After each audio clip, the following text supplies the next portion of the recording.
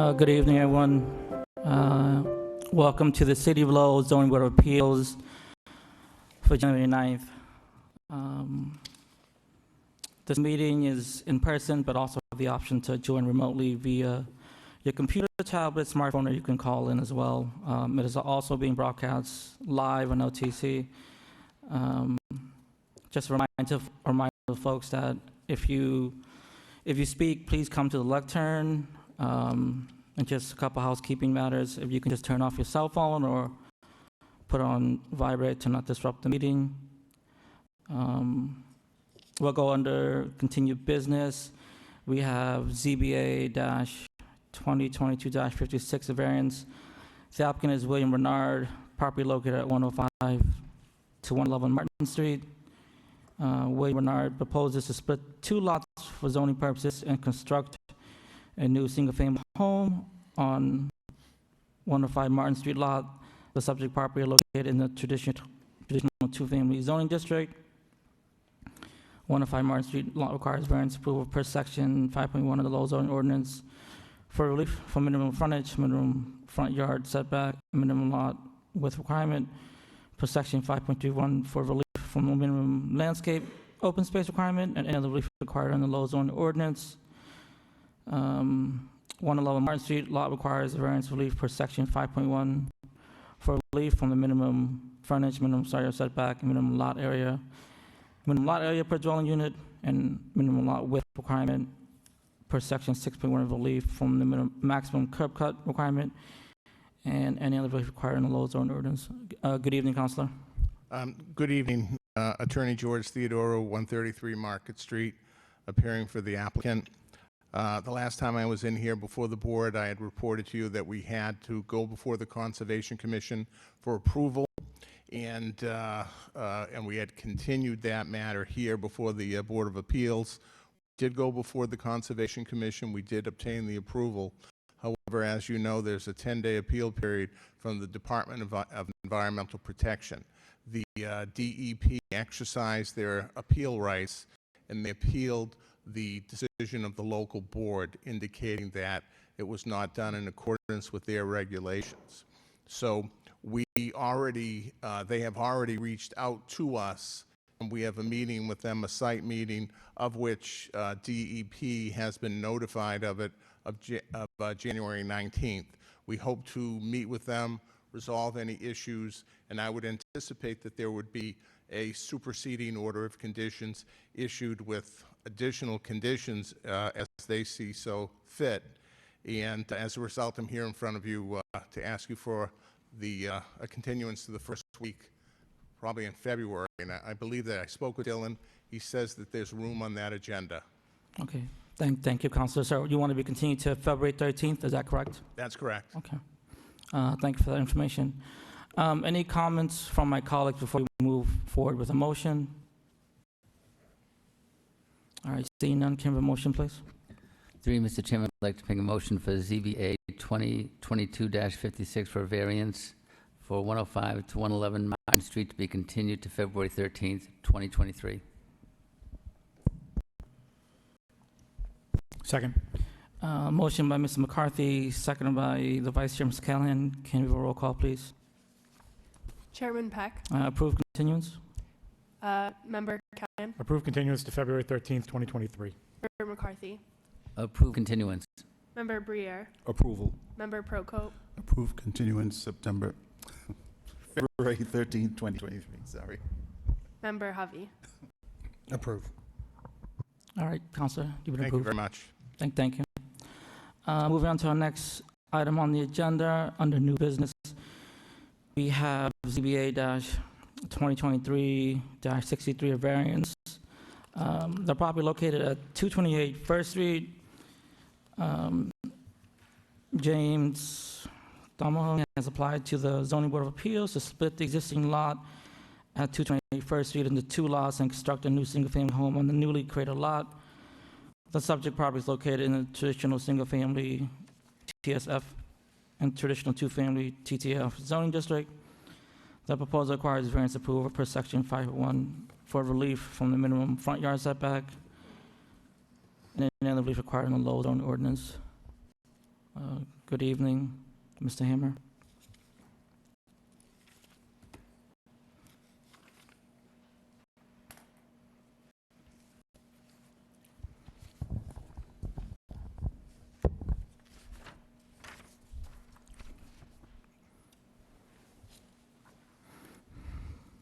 Thank you.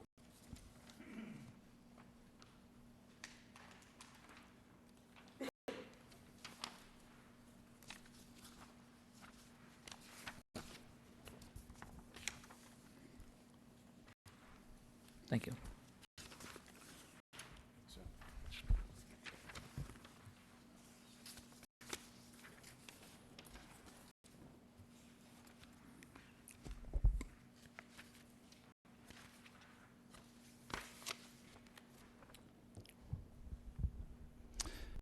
Good evening. For the record, my name is Matt Hammer with Lamplex Engineering, 10 George Street, Lowell, Massachusetts. We're here this evening seeking relief to your front yard setback for a structure which currently is 15 feet, and we're proposing 4 feet. I'm going to walk through the existing conditions plan, the site plan, and the architectural plans. We're going to show you tonight how this property is very unique. It's a very somewhat challenging site. We've had numerous meetings with the Department of Planning and Development for this project, going over the proposed plan as well as architectural plans. And we've had numerous meetings with the Department of Planning and Development. Existing are 2 lots. One lot here and one lot here, which is known as 224 and 228 First Street. There's an existing single-family house. There's a set of stairs that comes up to access the house off of First Street. And along First Street, there's a wall. The best that we know, it's an old canal wall. At one point, this whole area has gone through multiple transitions over time. And there's a wall that runs on the lot line the extent of the entire frontage. Secondly, there are water lines that come through the property.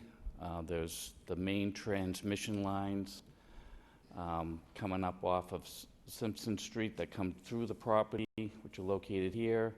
There's also a water main on the outside behind going into the property, and the existing property is serviced with an on-site septic system. The grade jumps in grade approximately 8 feet from the road, and then extends to the rear of the property, and the rear is predominantly wooded at the rear of the property.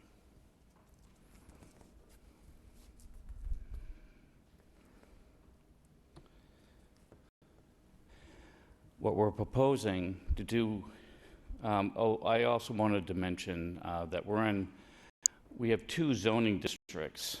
The zoning district line is right here. It's traditional 2-family on this side, and it's traditional single-family on the other side. We looked at possibly doing a 2-family, and it seemed better appropriate to do an additional single-family, which is what we're proposing here. We are proposing to adjust the existing lot line to be in this location here to create 2 conforming lots. Lot 1 here will be 6,001 square feet, and then Lot 2 would be 17,549 square feet. The existing dwelling will be upgraded from the septic system that's there to a a sewer system, which we would be proposing as part of this project. And the existing stairwell and access to the property would remain. The new lot, which is here, is going to have a proposed structure that'll be set back from the right-of-way 4 feet.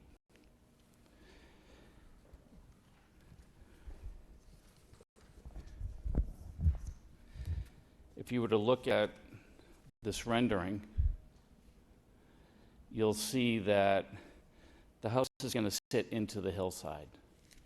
It's similar to housing that you would see in San Francisco, Seattle, and that was the theme that we took as a style of housing that we were proposing on this lot.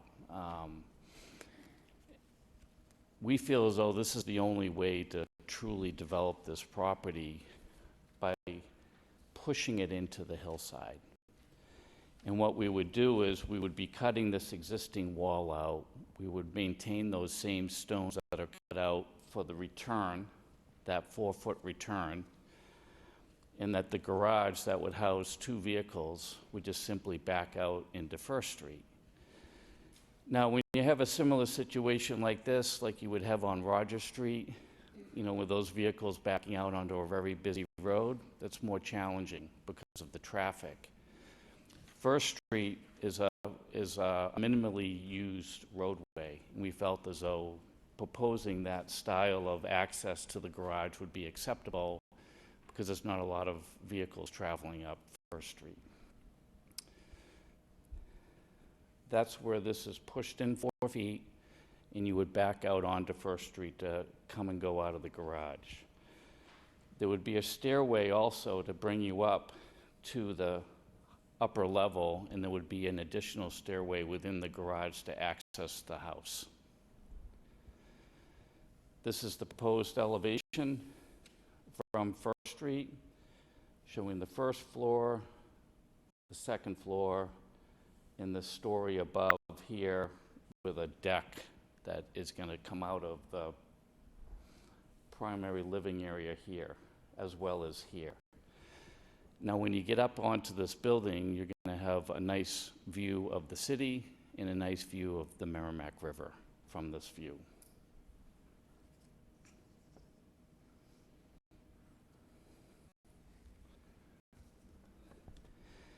Additionally, this layout is also proposing drainage for the roof area in the rear. And we'll also have a backyard here when you come out of the second story, coming out into the backyard here. So this is actually a leveling area. So we've calculated very carefully the elevations to transition to the rear of the property. This water main easement is here, which we're staying completely out of, not touching that at all. And there's minimal grading along the edge here to maintain this natural buffer that will remain on the side. We're doing minimal grading on this side of the dwelling, and all of this area behind that existing house would just remain the way that it is now. This is an elevation in cross-sectional profile that shows you how the elevations of the building itself and how you come out to grade in the rear of the building.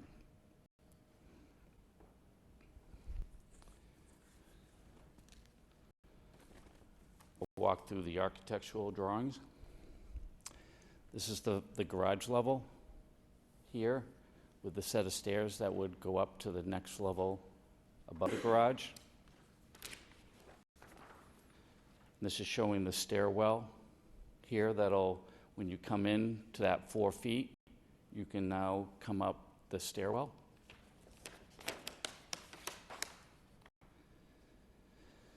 This is the kitchen area here on the next story above the garage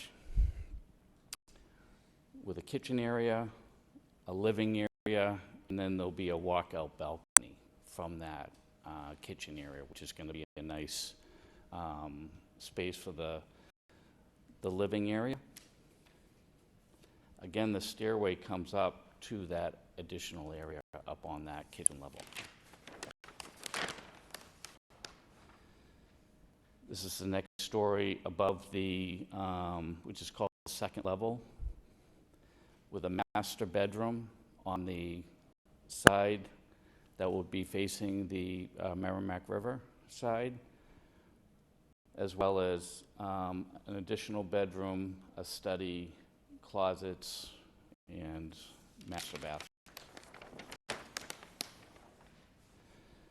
This is the half story above, which has one bedroom area, and then there's a big balcony that you can come out onto that's above the second story area, where you can have some sitting area being outside, enjoying the views.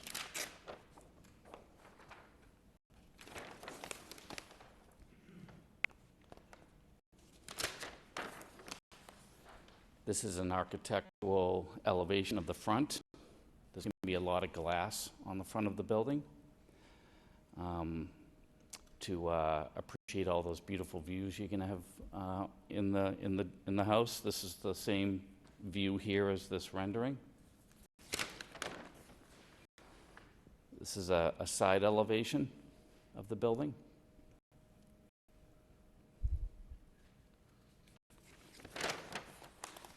The other side of the building. This is the stairway that brings you up into that kitchen area. And then this is the rear. So when you're looking at this building from behind, it looks like a one-story elevation off the rear of the building. Now, First Street, I didn't know First Street too well, but I've been getting to know First Street, and they just newly paved First Street this year. I've noticed that First Street becomes an area where people tend to throw trash out of their vehicles, apparently. I didn't know. I guess it's a fairly regular thing. We feel as though this housing on First Street will add residents on First Street to help prohibit people doing that, because there's going to be more people living on First Street if this gets approved. Additionally, we envision similar housing like this to continue up First Street to utilize this area of land that's been challenging to develop. We feel as though with the lot shape, the topography, and the unique conditions that are exhibited with the property, that this would create the hardship necessary that the Zoning Board of Appeals could grant the variance, because we feel as though this is one of the only ways to develop this property. And I'll leave it to the board to ask any questions and open it up to the public. Thank you, Mr. Hammond, for that overview and summary of the project. Now we'll open up the hearing for this petition to the public. Anyone wishing to speak in opposition? In opposition? Yeah, go ahead. If you want to just come to the lectern and, yeah, just your name and address, and if you want to just tell us. So my name is Dan Tringali. I live on 6365 Durant Street. This property will be a butt behind me. If you know anything about Durant Street and First Street, literal pitch like this. So I have not seen a hydrological study done. I do work for water department. I'm very familiar with how water runs. You're very close to an easement. It's a large transmission main. If something goes wrong there, what happens? That wall also that supports all of First Street has been there for hundreds of years. You dig into that wall, where's the water gonna go? First Street is notoriously a pond. Now that's been paved, who knows where the water's gonna go? And if you dig into that wall, it could make it 10 times worse. You're gonna lose all those trees that do hold back the erosion. So it's a slippery slope, and then if you further develop it, you might end up losing more and more of that hill. So that's some of my concerns. Okay. All right, thank you, sir. Yeah, you wanted to come to the lectern, ma'am, just your name and address and your comments? My name is Lisa Morales, and you Evening. need the address? Sure, 77 Durant Street. thank you. So I bought my home, which would be directly behind where this home will be built. I've also lived in California, I've lived in Texas. I love modern homes. I also love the traditional New England homes, you know, the old homes that we have in the Christian Hill area. This would be a beautiful home with beautiful river, city views. Like you said, it would also affect my view that I've had, which is the reason why I bought this house. I'm a construction worker. I'm a licensed electrician. This house, the elevation, I mean, this is 3+ stories with the attic. You know, again, it's a beautiful home. I'm also worried about, I actually took some pictures of my phone from my yard. I have river views, city views. That will be lost for me. You know, would a smaller home be feasible? Maybe. Also, I am concerned about the wall. We've had, if anybody here is familiar with First Street, we just had a mudslide a few houses down. You know, these trees do hold a lot of that earth, you know, disturbed. And now that I'm hearing that there's main water lines going through there, that's another concern. You know, all our yards are already at a pitch. I've had to fix my retaining wall in the past 20 years, you know, a few times to hold that earth up. This being directly behind me, like the lot literally is behind me, the proposed new lot. It's a very much a concern for me, you know, especially with what could happen with my land if that's disturbed, you know. The home that's there now, I can see from my yard, you know. Like I said, I took pictures. I can see that home, and then it's open. I will lose that. I will lose my river view. I will lose part of the city view, you know, from this huge home. So besides what it could do to the land, you know, I'm concerned about why I bought my house too there, and I've been living there almost 20 years. It'll be in July, it'll be 20 years, you know. So yes, First Street doesn't have a lot of traffic. Anybody who's driven on First Street knows why. Now that it's paved, everyone is using First Street. There's a lot more traffic on First Street. So this setback to be cut 4 feet and cars coming out, you know, from that driveway is also a concern. You know, another concern is all that land that's there full of trees. I'm very concerned about that. With more homes being built like that in the future, we're gonna lose that part of the city that's still kind of has wildlife. You know, we see it, you know, we're neighbors, we see the deer, we see a lot of wildlife there. How much more land can we take from the city, honestly? There's other lots that can be built on, you know, that I don't feel that there's a need for this to happen in order that it's going to affect a lot of us, you know. I just, those are my concerns, you know. So I hope that at least this size home is not approved. Okay, Thank thank you, ma'am. Anyone else wishing to speak in opposition? In opposition? In opposition? Seeing none, that portion of public hearing is closed. Anyone wishing to speak in favor? Good evening, Councilor. Good evening, Mr. Chairman and member of the board. My name is Vincent Norton. I live in 10 Gibson Road, Low Mass. I want to speak in support of the petitions. I saw the plans that Mr. Hammers shared with you tonight. Saw it before that. It's important that, you know, we've been talking so much about the shortage of housing, and we have to do it in a way balance the need for more housings and the makeup of the community or the city.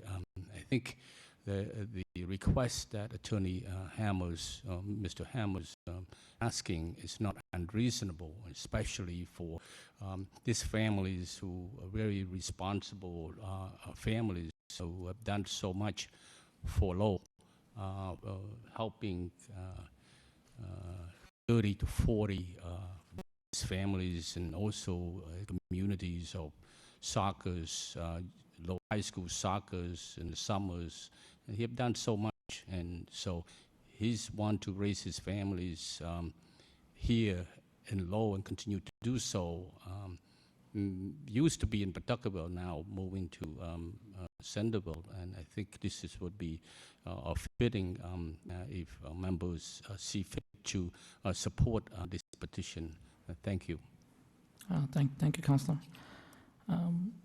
Anyone else wishing to speak in favor of this petition here? In favor? In favor? In favor? Seeing none, the public hearing is closed. We're going to open up questions and comments from the board. The chair recognizes Mr. Prokop. Mr. Prokop, the floor is yours, sir. Thank you, Mr. Chairman. Happy New Year, by the way.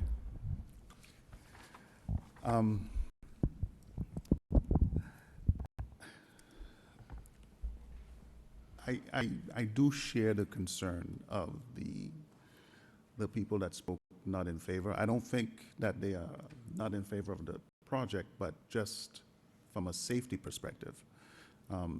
I drove by the road, and yes, it was recently paved. Prior to it being paved, there was a lot of holes. It was very risky. And I think that has to do with water coming down the hill, which I believe the gentleman mentioned that the fact that the retaining wall has been there for a long time, and as you disturb the earth, there could be potential hazards. That's just my opinion. The presentation looks fitting. I mean, it's a good plan. It looks sound. But I'd be concerned about again, the development, like what's underneath, like how is it going to be leveled?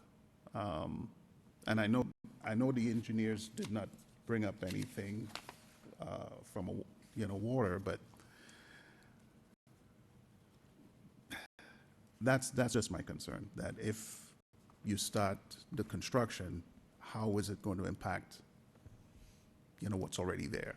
And not just the trees, but like, would this new property have to have like an indoor French drain because that water is not going to stop?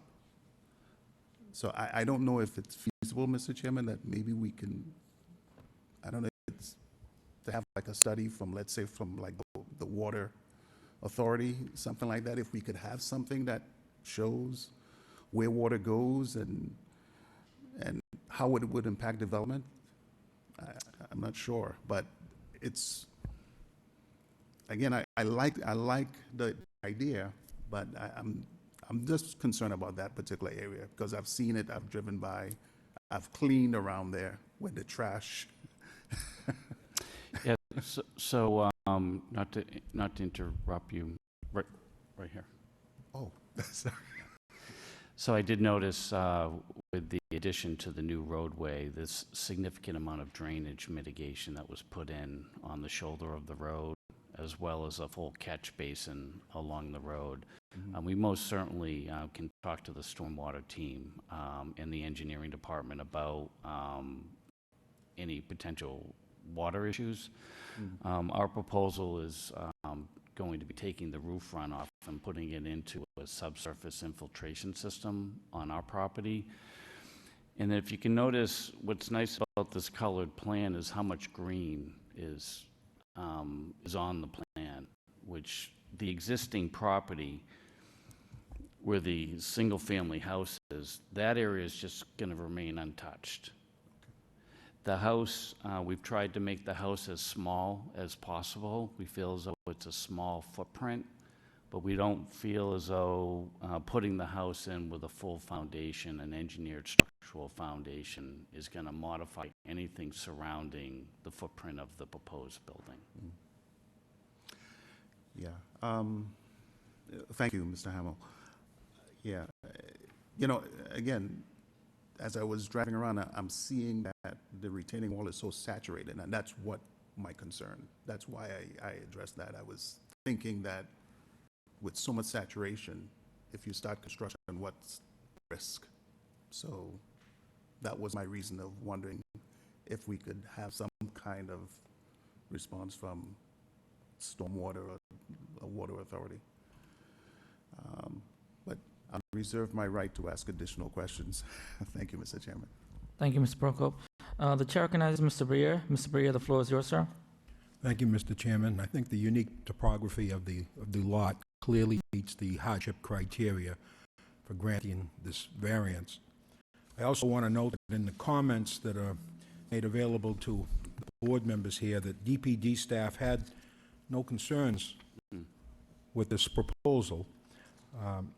However, the engineering department did pose several questions. I believe they're of an elementary nature, but I would just like to get those answers into the record if we could. Sure. Okay? Number one being, First Street was recently paved, as you had mentioned, Mr. Hammer, and is undergoing a 5-year no-dig moratorium. Well, can this be constructed without imposing or impacting that roadway? Yes, we believe it can. The low-pressure sewer that we're proposing to connect into a sewer manhole, which would be up First Street, would be installed in the shoulder of the roadway. Secondly, we have water on the property for tapping into the water line there, so we feel as though we have water on our property and on the adjacent property already.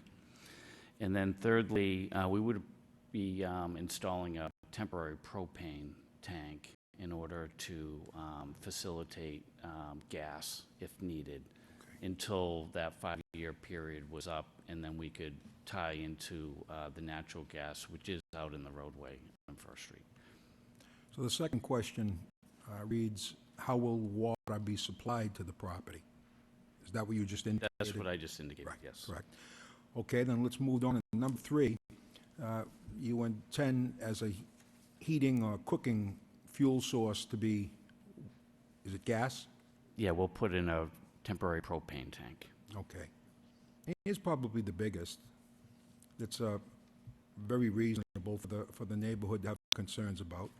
And the engineer writes that the site plan shows the proposed low-pressure sewer in the roadway. Can it be installed in the grass shoulder along the edge? Yes, it can. Okay, so where will the sewer connect to the city sewer?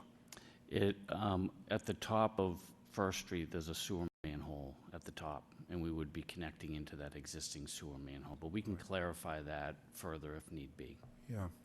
Yeah, I think that you've satisfied the concerns that our engineering department had, and I think the residents should get some reassurance from that. I think you've more than adequately addressed these issues, and as a result, I'll vote in favor of this petition. Thank you, Mr. Chairman. Thank you. Thank you, Mr. Briere. The chair recognizes Mr. McCarthy. Mr. McCarthy, the floor is yours, sir. Thank you, Mr. Chairman. I just want to ask a few questions myself of the applicant, but my first impression was, wow, what a house, because on First Street, you don't get houses like that today. And to see a house like that built to capitalize on the scenic beauty that view offers is tremendous. I just want to start off with the footprint itself. Looks like it's about 1,320 square feet, which seems to compare to the existing footprint of the existing two-family on the the proposed larger Lot 2. Is that correct? Well, that's a single family. I'm sorry, single family, right? Yeah. Two-story single family, right? So it's somewhat similar in footprint size to the Correct. adjacent house. Correct. All right. And then the lot itself, the water main that's in the back is going to be roughly 40 feet or more from the proposed foundation for the new house. Correct. If I scale it off of what you have here on the plan, you have a 20-foot setback, and then to the water main behind that, it's got to be at least another 20 feet. Mhm. So it's significantly away from the existing water main for the new foundation for the proposed house. Okay. So you know, I don't see any, there was a gentleman, a neighbor that raised a concern there, but having over 40 feet of distance shouldn't be an issue with building. Okay.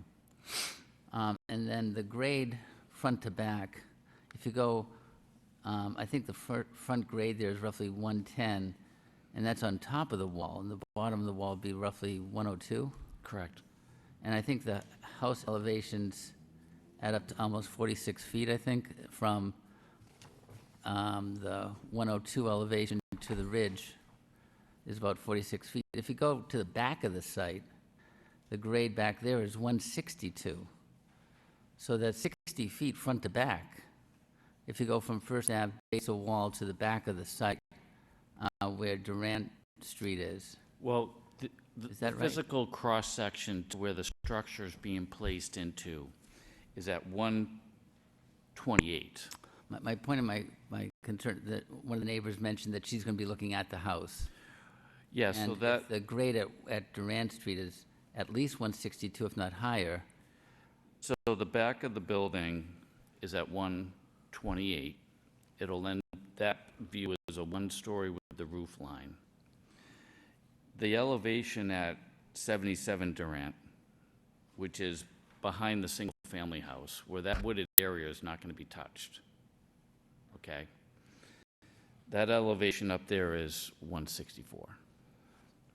Right, so I think we That's have, 40 feet above. or 20 feet or so, 18 to 20 feet above the ridge of the house Correct. to the grade. So quite a bit below Correct. the lowest grade at Durant Street. It's almost 18 to 20 feet below to the highest point of the house. To the grade level. So the view that the neighbor was speaking about certainly won't be impacted in a significant way if you're sitting down in your kitchen or even standing at your kitchen window, whatever, looking out.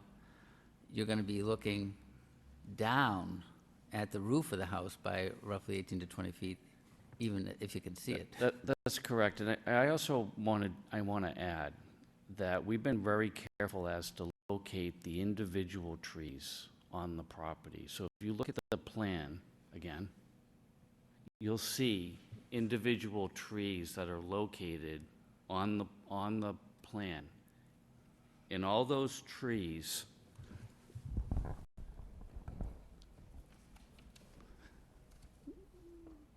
that are shown on the plan are not going to be removed. So we really are going to nestle this house into the hillside. This whole area will be untouched, and this whole area behind those, the dwelling that's been in question right now, which was 77 Durant, will be untouched. To that point, that's where I was going next, actually.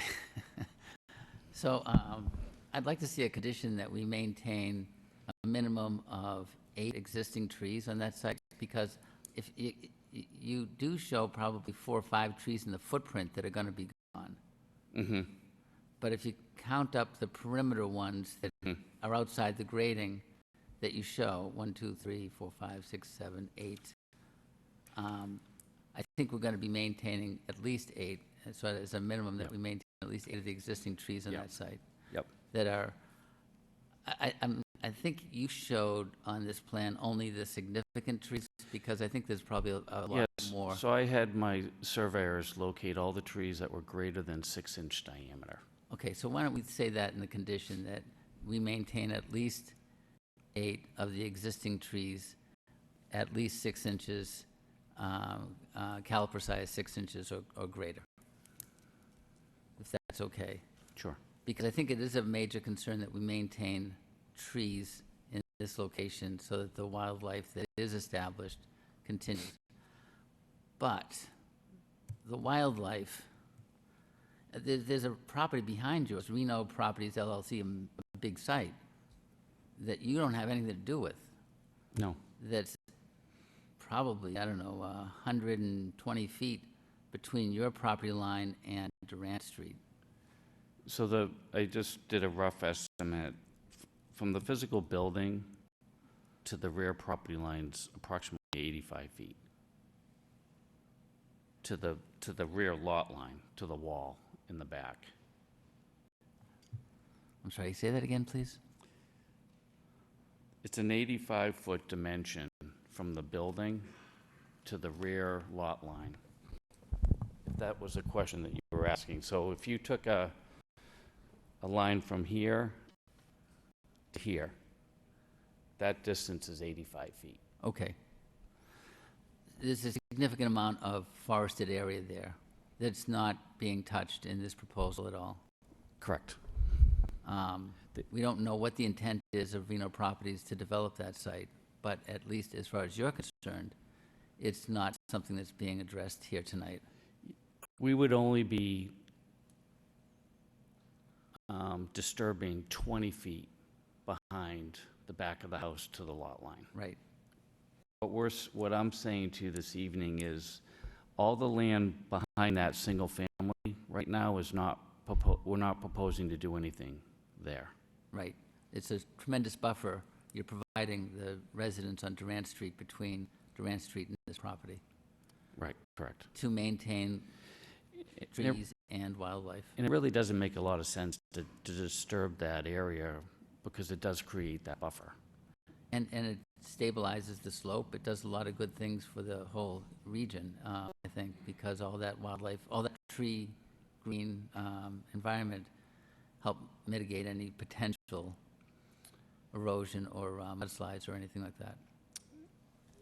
I'm not a wildlife Okay. biologist, but I can say this from my experience, having lived in Carlisle, where we had a lot of wildlife there. If wildlife was traversing across the property, the single-family house next to us would be an impediment to their travel, but that rear section would be a free-flow area for wildlife. It's a significant corridor for wildlife, for sure. Sure. Yep. You are providing a retaining wall to mitigate any potential erosion. So the house itself is helping to stabilize the grade to some degree because a stepped retaining wall that you're providing in the Yeah, there's going to be an interior wall that's going to Right. be 20 feet in height. Well, it's an interior foundation wall. It's Yeah. actually going to be structured as a retaining wall Correct. because you're retaining back a significant correct. amount of soil. So you're actually helping to stabilize the soil by using the correct. structure to provide retaining walls. So I think that's, another great asset, I think, to the site. I'm sorry, the public hearing portion is closed, so, sorry. All right. So what you're here for tonight is a significant number of variances, though. Just one. Well, is the building height also being asked for as a variance?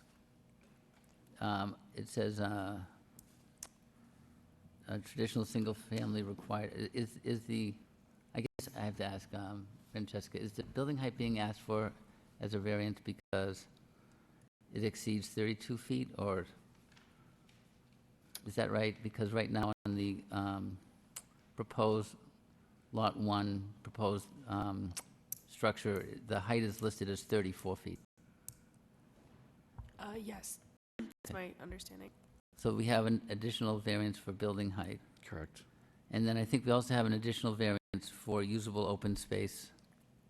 Even though there is a significant amount of open space, Francesca, that's created relatively flat behind the structure, that's certainly not sloped. You're going from roughly a 34 grade to a 30 grade in roughly that 20-foot area. Can we count that as usable open space?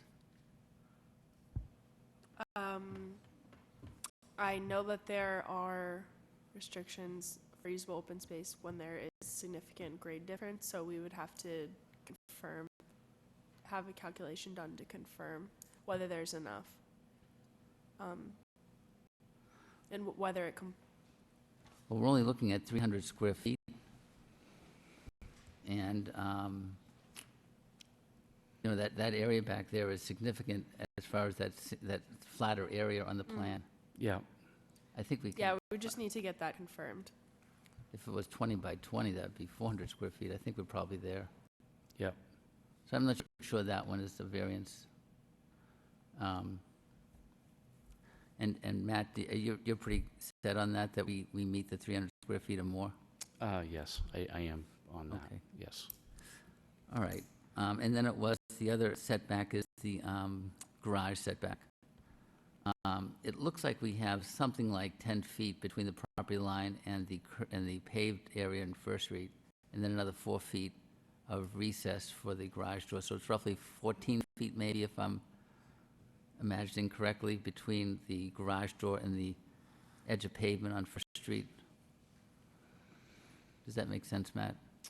Yeah, I can actually take that measure.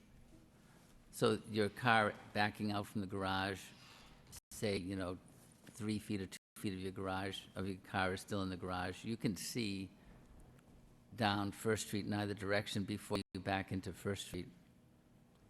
Granted, it's not the 18 feet that's required by zoning, so it's still a variance, Francesca, I understand that. Yeah. But I don't see it quite as much of a safety hazard. Yeah, so there'll be 15 feet Yeah. for the vehicle to extend from the garage to the existing edge of pavement. Right. So when the vehicle's coming out of the garage, they will have line of sight to view any vehicles coming Right, down so- First Street. So I'm counting 3 variances then. Right? You get the variance for Correct. your front yard setback, the variance for building height, and the variance for garage setback. Correct. All right. Does that make sense with you, Francesca? Yes. Thank you. No further questions. Thank you. Thank you, Mr. McCarthy. The chair organizes Vice Chairman, Ms. Callahan. The floor is yours, sir. Thank you, through Mr. Chairman. First things first, I just want to try to clarify a couple things, either, I guess, to Mr. Hammer or maybe to Francesca. Just for, and I guess for noticing purposes, we had it noticed as 228 First Street variance, but it looks like what's been provided, at least from the perspective of the deed, and what I'm looking at the Lowell GIS system, they have, the deed says it's 224, 228, and GIS has it listed both as separate lots from 224 and 228. So for the purposes of this, we are, the lot is the lot merged for zoning purposes? I don't know if that's a question for you, Mr. Hammer, or for Francesca, or? I'm just making sure that we got notice on Yeah, both. If we have 2 separate lots here, we only listed 228 First Street. I just want to make sure we got proper notice on this. yeah, because if you look at the GIS map, Mm-hmm. it shows the house onto the other lot. So I would consider those merged, considered one, due to the house being over the lot next to it. Okay. So they would be considered merged. Just had it up here. I do recall seeing that. Yeah, that was one thing I was kind of curious about when I saw that. And then also, I'll note that the deed that you provided, and I thank you for providing that info, the deed into Mr. Thongamong, I hope I didn't butcher that. It does note property address is 224 to 228 First Street, Lowell, Massachusetts. It does list both parcels as separate, but I just want to make sure we're clear on this, that for the purposes of zoning, the lot has been merged, or is merged. So we're dealing with one particular lot that you're seeking to now split up. Yeah, I would agree with that. Additionally, the property card lists the 224, 228, but they list it as 228. Okay, So I think Nope. it was acknowledged. No problems. I just for the purposes of notice and Not by and Julie. whatnot. I just want to make sure we got that on the record, that that's what we're dealing with. I think it did a great job on, as far as the purposes, as far as the project. I mean, I think it did a fantastic job, and I like the proposal, because especially the way that the topography of the land, the layout, the grades, obviously, is just, and how you set it up, it was just, it's fantastic, and, you know, great job as always, Mr. Hammer. I know it was perfect, but I'm just curious about the layout of the building and the floor plans, because it's a bit unusual. I mean, you got the first floor, with the stairway going up to the first floor. First floor is the proposed kitchen. Mm-hmm. Second floor is the proposed bedrooms. Yep. And the third floor is the living room, and that seems pretty, kind of, I don't know, unusual. Normally, the kitchen and the living room area, gathering areas are close together, if not within a floor of each other, and then the bedrooms are on the top. But now Right. you got it kind of in the middle, and I'm just like kind of scratching my head trying to figure out how it came about that. Yeah, proposal. so taking the groceries out of the car, you want to be closer to the kitchen. Yeah. Is one of the issues. There's also a bedroom on that floor as well. So the primary area where you're using the most wanted to be the closest to where the vehicles would be in the garage. That was part of the reason. Secondly, having garages underneath your living space, it'd be better if there were additional sleeping space to have that area above the kitchen. Above that, have a floor separation was another reason to have the bedrooms above the kitchen area. Yeah. And I think actually from, living close to a road like that, the higher up, the less you're going to hear the road. So when you're in the kitchen, in the living area, there's usually noise and things going on. Being near the road on that level is better than having the sleeping space be on that lower level closest to the road. So that was I believe, the methodology for laying out the house. And James here, who's with me, has put a lot of time into, designing this house with their architect. James is also a builder. They're going to be living in this house, and they put a lot of thought into the layout of this house, because this is where they're going to be living. No, okay, thanks for the explanation. I found it a kind of unusual floor plan, the way it was structured, and just kind of was trying to figure out how that came about and what the thought process is, but if that's the case, and that's what the owner wants, and that's how he wants to structure it, and he's going to be living there, so that's fine. So, I had concerned about the height of the building. I did think that, you probably would need a variance for the height, based on what the plans were provided, but and it's something we've already clarified. But the one thing I did notice that I'm kind of curious about too, as far as the garage is concerned, and sorry, just let me try to bring up the plans here again. Well, at the garage area, it looks like you have two separate entrances going to the car, because there's a little green bump there. I don't know if that's if trying to squeeze in a little bit more green space there, but I'm trying to, I understand to try to get more green space in, which is fine, but I'm going back and forth trying to figure out That if small that's going to little- be a safety issue. That small green area is a typographical error on the rendering. Oh, it The is? site Okay. plan rendering, yes. Oh, okay. Sorry All right. about that.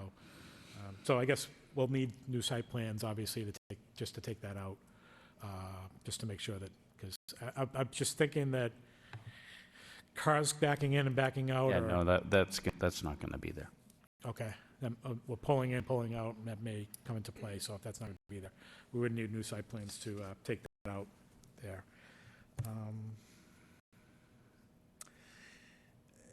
I still do have a little bit of concerns about the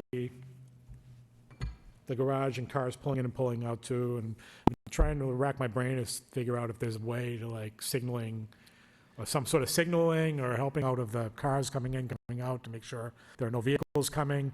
Like sometimes in commercial spaces in busy cities that have the, like, hey, car exiting Well- signs, but I don't want to give them I don't want to put more, like, I mean, I can say that most of our parking proposals have vehicles backing out into a road, so that's common. yeah. Have that interaction with the road out in front of the garage, in proximity to the garage. And in this particular case, you do have 15 feet from the garage to the edge of pavement, which was noted by Mr. McCarthy. We feel as though that we don't feel as though this is going to be an unsafe situation for the people backing out. Obviously, coming in won't be an issue.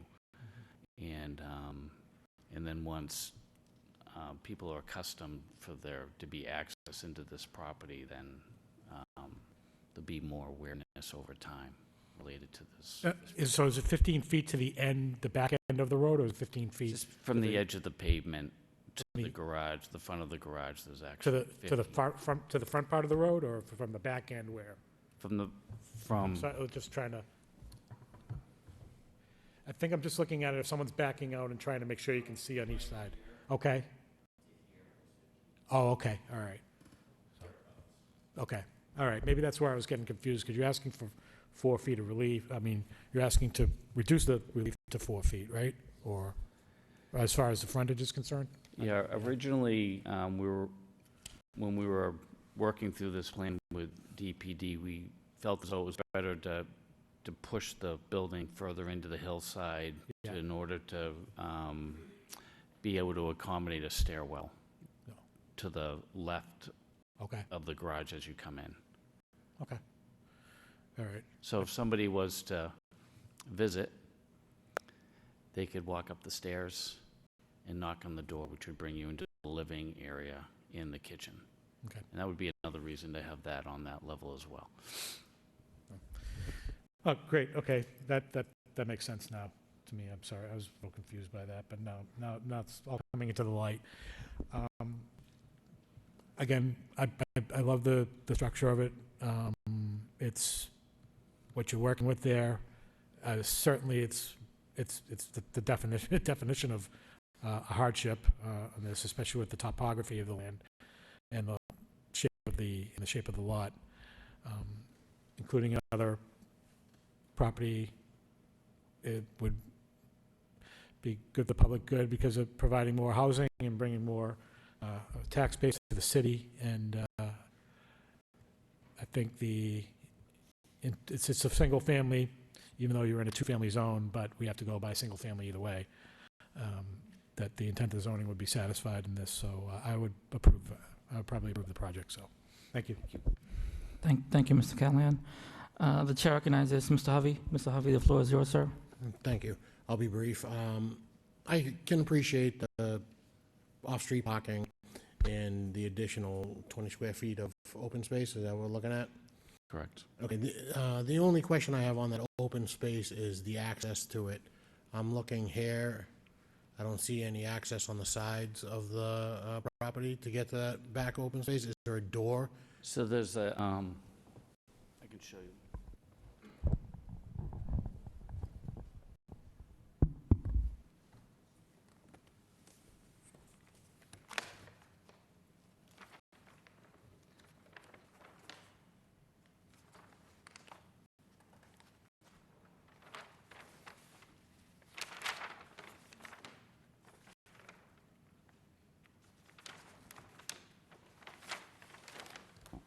When you come out of this level here,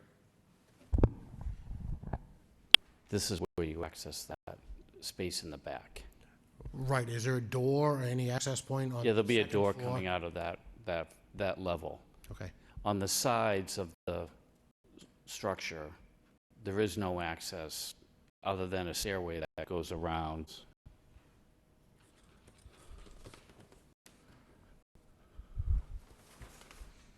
This side here to get to that level.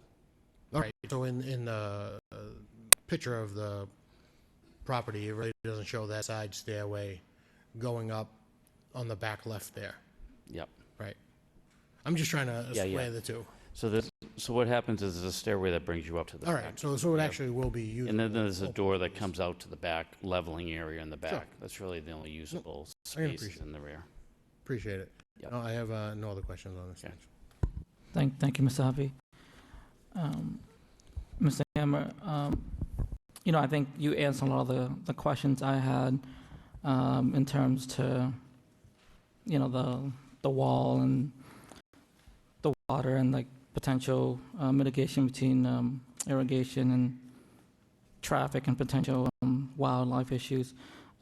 Would you or your client be amenable to scaling down or downsizing the size of the property?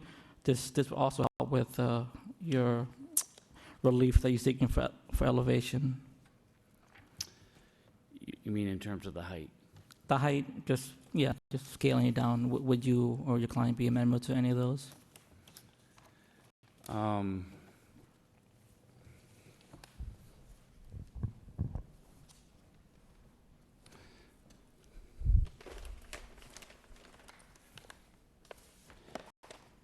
mean, we could lower this pitch a little bit on the roof line itself, but this height of this leveling, this floor here, which comes out to grade, is at a minimal height.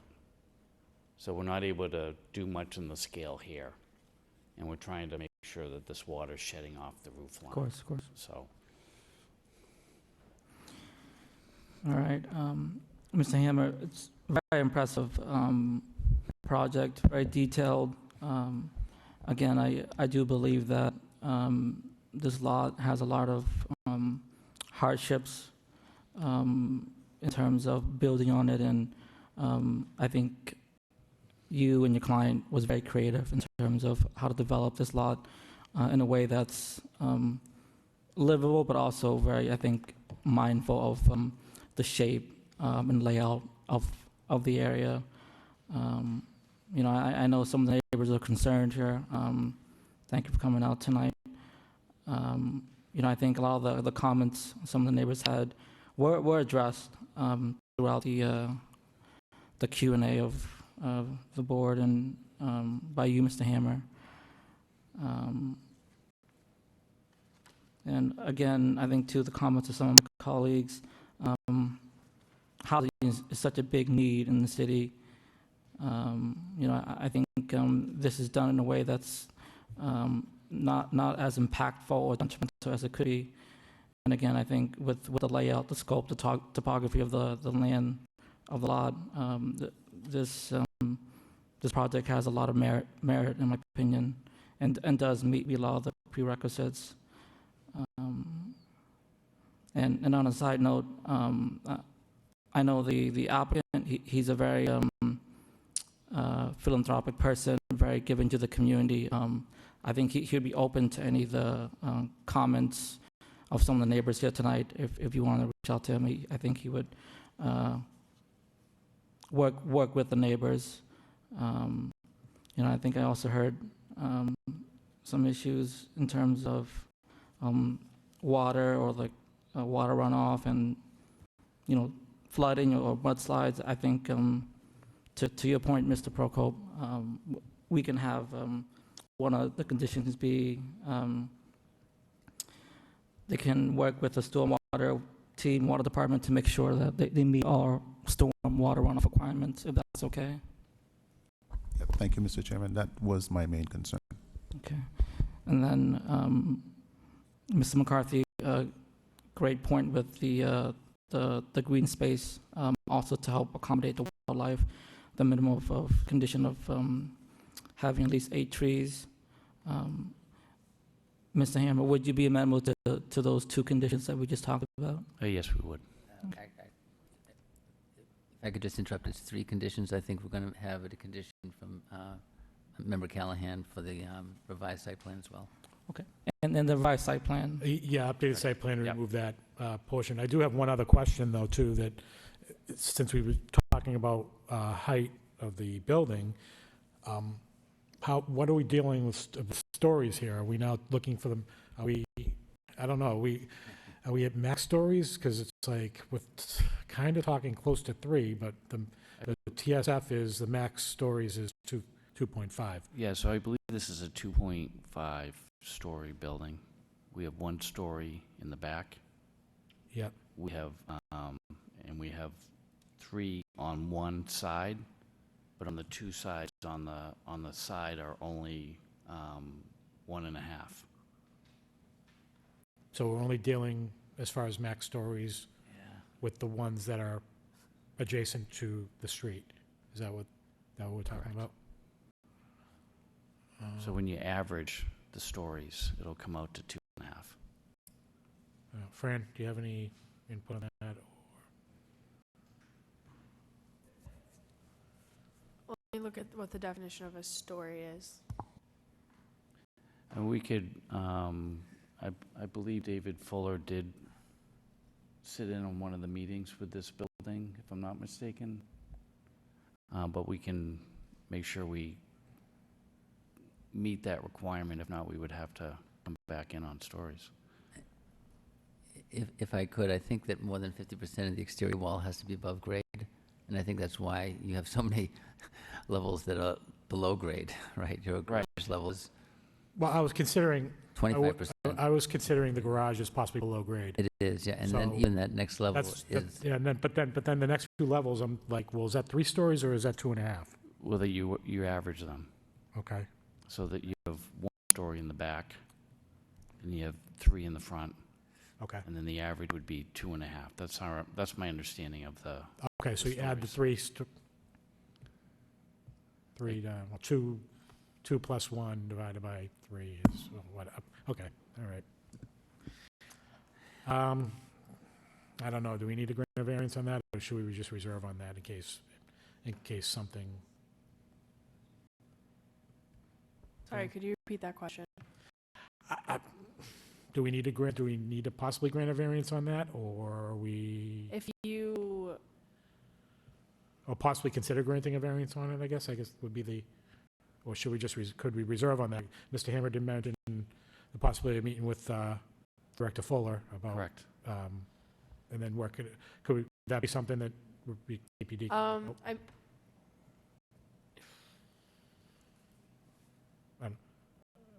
Maybe I'll just leave it to my fellow board members, what do you think? I mean, I'm thinking if we're going to meet with Director Fuller, well, if Mr. Hammer is meeting with Director Fuller, and if there's any issues, then he's just got to come back before us again anyways, right? that works. So, and I think if I Dennis? could, section 11 in the architectural set pretty clearly indicates that what Mr. Hammer is saying is that the front portion closest to First Street is really 2 stories with a basement, and the back section is again 2 stories with a half story in the roof. So it is complying with the no more than 2.5 stories as required in this. So I agree. I don't see how it's okay. required as a variance. It is only 2.5 stories max. The magic is that front section has that roof deck, which really took out that need Right. to go above 2.5 stories. So Correct. Yeah, I'm also looking at the definition, and I don't think that this parking area / basement counts toward the number of stories based on this definition. Okay. Is my opinion. So, I mean, I was counting that as below grade anyways, and not counting the garage, but then my concern was, okay, you got a kitchen, then you got bedrooms, and then you got the living space, and then the roof, and is that over 2.5 stories? But I'll reserve that then. We won't address a variance on that. If, in your discussions with Director Fuller, then he makes a determination, you might have to come before us to go over that, then we can do that, so. okay. Did you have anything else, Mr. McCarthy or Mr. Cullen? So I think we have 4. So we have the condition on the existing trees, condition on working with the water department, condition on the correcting the site plan, and was there a 4th condition? Was remove the grass area, make confirmation on the 300 square feet of usable open space. There was going to be 8 6-inch diameter trees to remain. I think the open space, I don't think we have that as a condition. Okay, well, that's fine, but. I usually see that. So then it would be meeting with the stormwater team. Yep. Also, ensuring that the utilities, the sewer, the water can be satisfied, which we believe that will. We would work with the engineering department on that. And then it would be the 8 6-inch diameter trees to Yep. remain. And to remove that grass area in On front the of the site garage. Updated site Yeah, plan just with the those three removal of the conditions. grass area Yeah, in okay. the garage. That's all I had. Thank you. Thank you, Mr. McCarthy. If there's no further comments from my colleagues, all right, seeing none, we'll go through with a motion, please. 3, Mr. Chairman, I'd like to make a motion for ZBA 2022-63 at 228 First Street for 3 variances. First one for building height, second one for garage setback, and third one for minimum front yard setback, with the previously mentioned 3 conditions.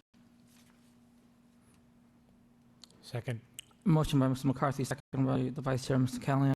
Roll call, please.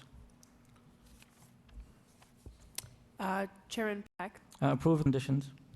Member Callahan, Approve of conditions. Member McCarthy, Approve with conditions. Member Briere, Approval. Member Procope, Approve with conditions. Member Hovey.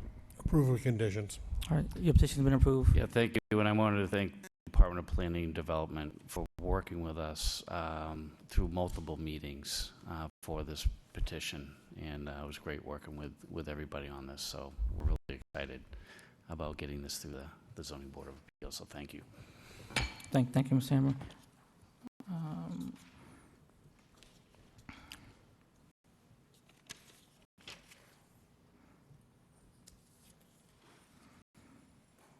Moving on to the next agenda item, under new business.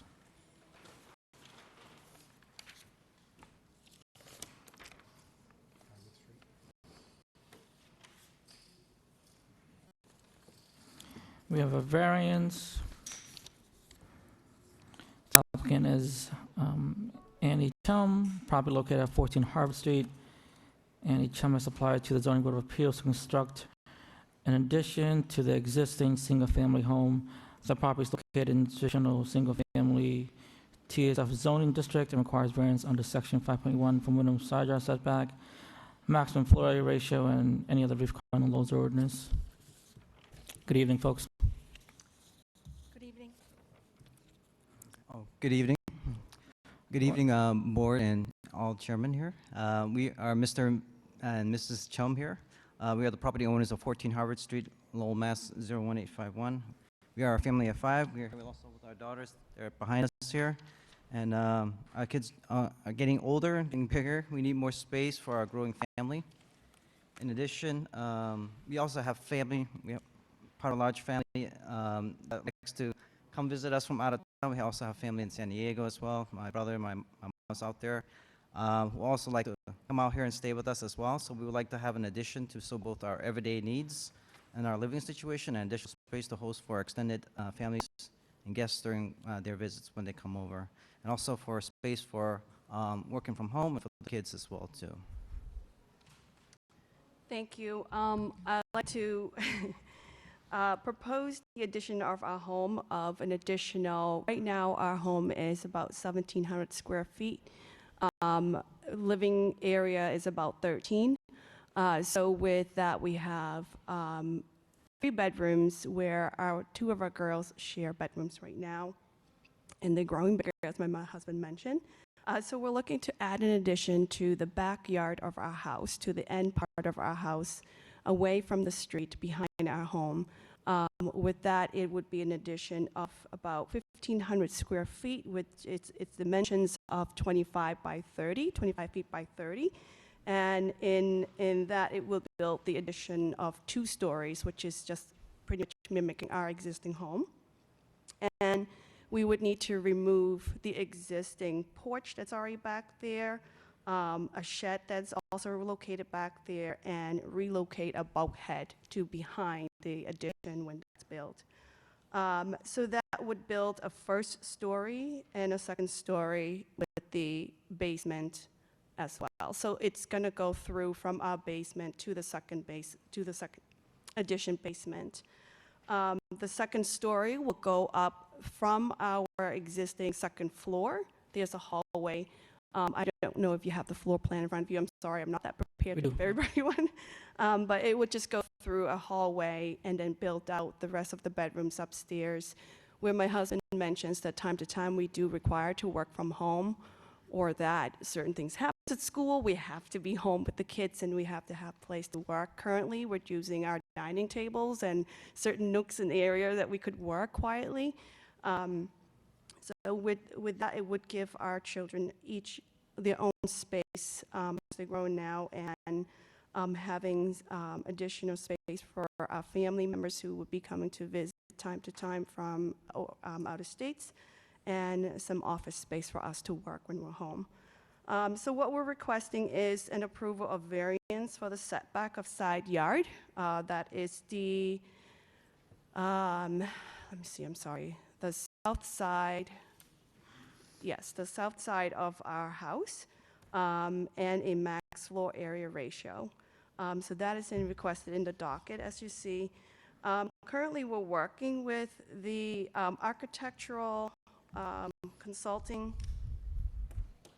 services, and we're working with them right now to get some preliminary scope of work to this project. So we're going to be, we already got a proposal for that. So once we're going through with everything with Christmas and the holidays, it really delayed a lot of things. We'll obtain the whole full scope of work for elevations, ledge planning, if needed. In addition, we're also working with Mike Stur and Gordon Bergeron, I'm sorry, at the engineering department to address the stormwater permit that we're required to take on this.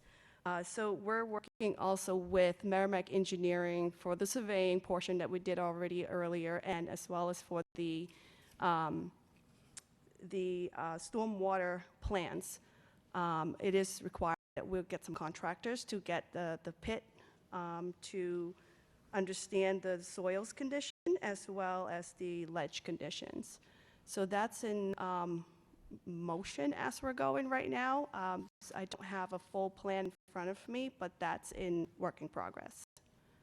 So in that, in addition to that, we have communicated with our immediate neighbors who are surrounding our home, to all the front, the back, the sides, and we have their actually signatures of their supports, and which we're really grateful and I'm happy to receive.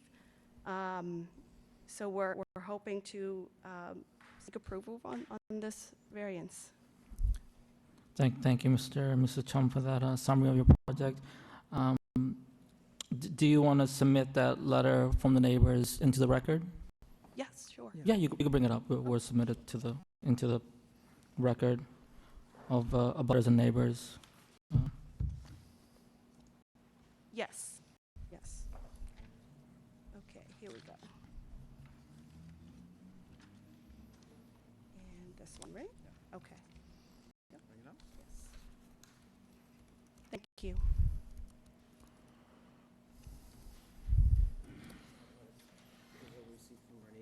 Okay, thank you.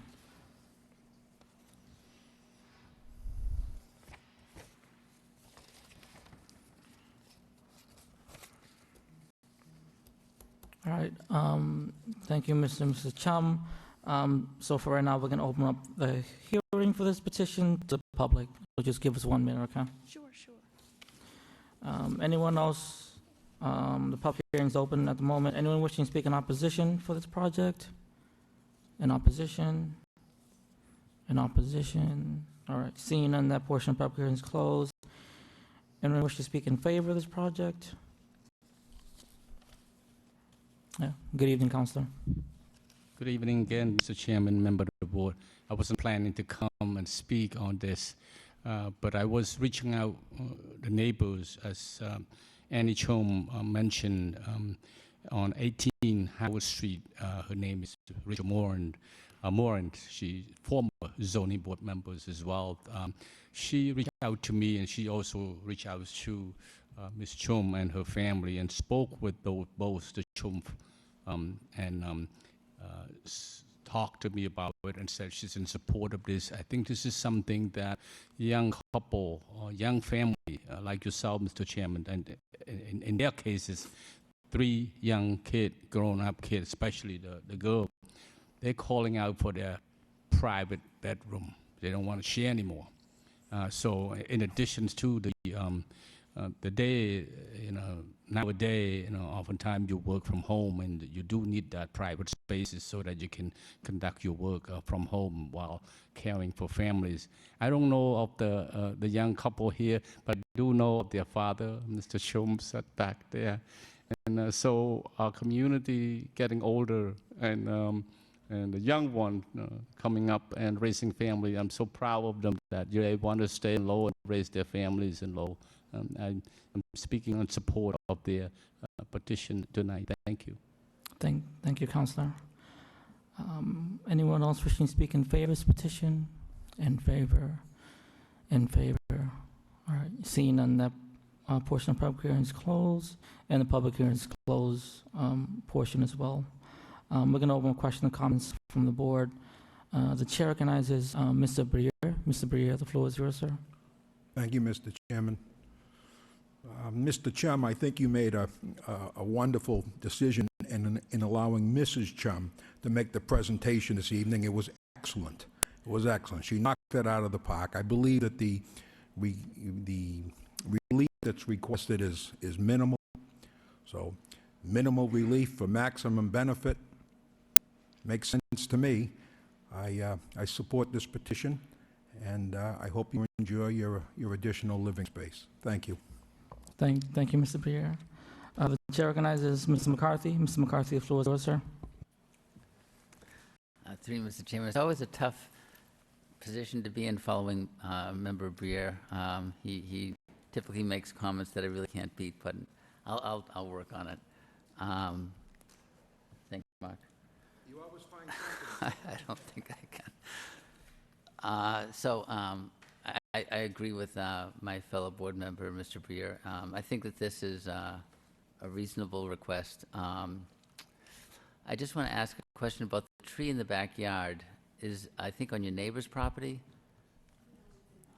How will that tree be affected with the construction? If you don't mind just coming to the lectern, please. Thank you. Actually, that was one of the very highlight for our neighbor, because our branches, the tree is so big, the branch is overtaking their driveway, and it's almost touching their property because it's that big. So we have already informed them that the tree will have to be removed, and they're very happy about that. So, but the plans of removal, we have connected with a tree company before, that they will have to take on a portion of the neighbor's driveway to tackle the big tree. And that we have communicated with the neighbor before as well. I'd like to see green trees, especially maintained in the neighborhood. We've lost so many trees in the city over time, and with one more tree being lost to higher density for buildings, I feel a need to request a tree to be replacing that one that's lost, and Yes. for you to find a suitable location on your property for that tree to replace it as a condition, if you don't mind. Yes, that's actually part of our plan for our backyard. Once things are completed, we have other trees in mind that will be like a fruit trees or any kind of trees that give us shades back there. A significant shade tree of some type. A fruit tree is fine, but something that'll provide shade. What I'd like to make as a condition. And then also there's a conditions being asked for by the DPD. Proposed condition that the applicant shall obtain stormwater approval from the city stormwater team. You had already mentioned that you're working with Mike Stewart on that as well. Correct, yes. So if you don't mind, we'll just add that condition as well. So I see 2 conditions. My fellow board members might want to ask for more, but right now I'd like to propose those 2 conditions. So I have no further questions. Thank you. Thank you. Thank you, Mr. McCarthy. The chair recognizes the vice chairman, Mr. Callahan. The floor is yours, sir. Thank you, through you, Mr. Chairman.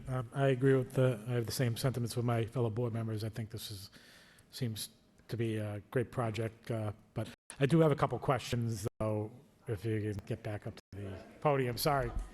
You might as well just stay up there so you can take all the praise, though, and while we're sitting there. Like, I mean, so far you got three of us who are like acknowledging it. We This is a very great, appreciate it. good idea and good addition to your home. So, but I do have a couple of quick questions on this. I'm just trying to clarify and make sure that we're not, I'm looking at the Lowell GIS system and where your property is 14 Yes. Harvard Street. And again, the records might be incorrect, but I just want to make sure, because it seems that they have on the GIS mapping a pool or some form of water in the No, back. I don't think they ever removed that. We moved there was no pool there. Okay, There is some indication that there was a pool there before, but there's no pool there. okay. You sure it's not like a lake or anything, or a pond, or It so? would be nice for the summer, but It no. would. Okay. No, I just want to make sure, because I was on the Right, right, GIS there's- mapping, and then we got to take that into account as far as, because you're going back. Right. And then right. taking that into account, so that's fine. As far as the layout, I mean, I like the layout of the proposed floor plans. I do have a question, though, as far as the basement, the new addition to the basement. Yeah. So on the site plan, you're removing the shed, obviously. Right. Go back. You're also removing, I guess looks like it says 1 story. I'm guessing was it a porch or That's the something? Or porch, correct. back porch? Yeah. And then the bulkhead. The bulkhead. So, but on the new, I was, when I first saw that, I was like, well, how are they going to get into the basement in the back? So I do see that on the floor plan, you just put proposed new basement entrance here. So are you putting in a new bulkhead, or is that going to be Yes. level I'm grade? sorry, it might have not been recirculated, but I have submitted a new surveyor that included the new bulkhead. Oh, you did? Oh, Yes. okay. I'm not sure if it got posted. Did we get that, Fran? New plans with because the site plan doesn't demonstrate the addition, the new bulkhead that's going to be put on the proposal. I don't, I can It is- submit if you. you did, okay. All right, mind if I take a look? Okay, yep, I see it now. Thank you, Dennis. Thank you, Dennis. All right. Thank you. No, okay, I do see that there were new plans submitted, and it did say proposed new bulkhead, so, okay. And that doesn't seem to have any effect on what is being offered. We just want to make sure that that's part of that, because I don't know if that then brings you into the needing further relief, because the bulkhead puts you out farther back, and Right. And you need more relief, and we just want to make sure we got all our ducks in a row here, so. Yes, thank you. But, yeah, other than that, again, I think this is fairly straightforward.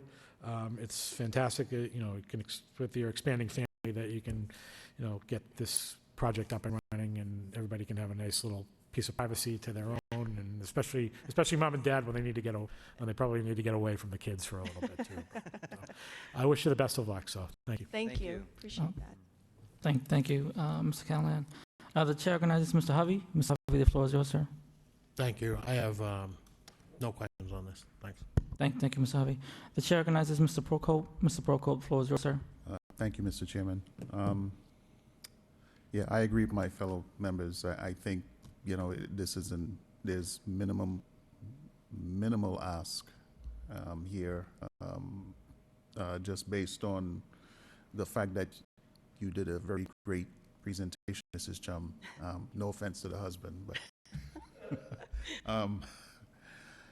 I do too have children, and I knew what it was like when they were sleeping in the same room, so it makes sense. But I praise you for the effort and the fact that you made this city your home. You're not looking to move. You're looking to just expand what you have, and I think that's a testament to the fact that you're trying to do what's right.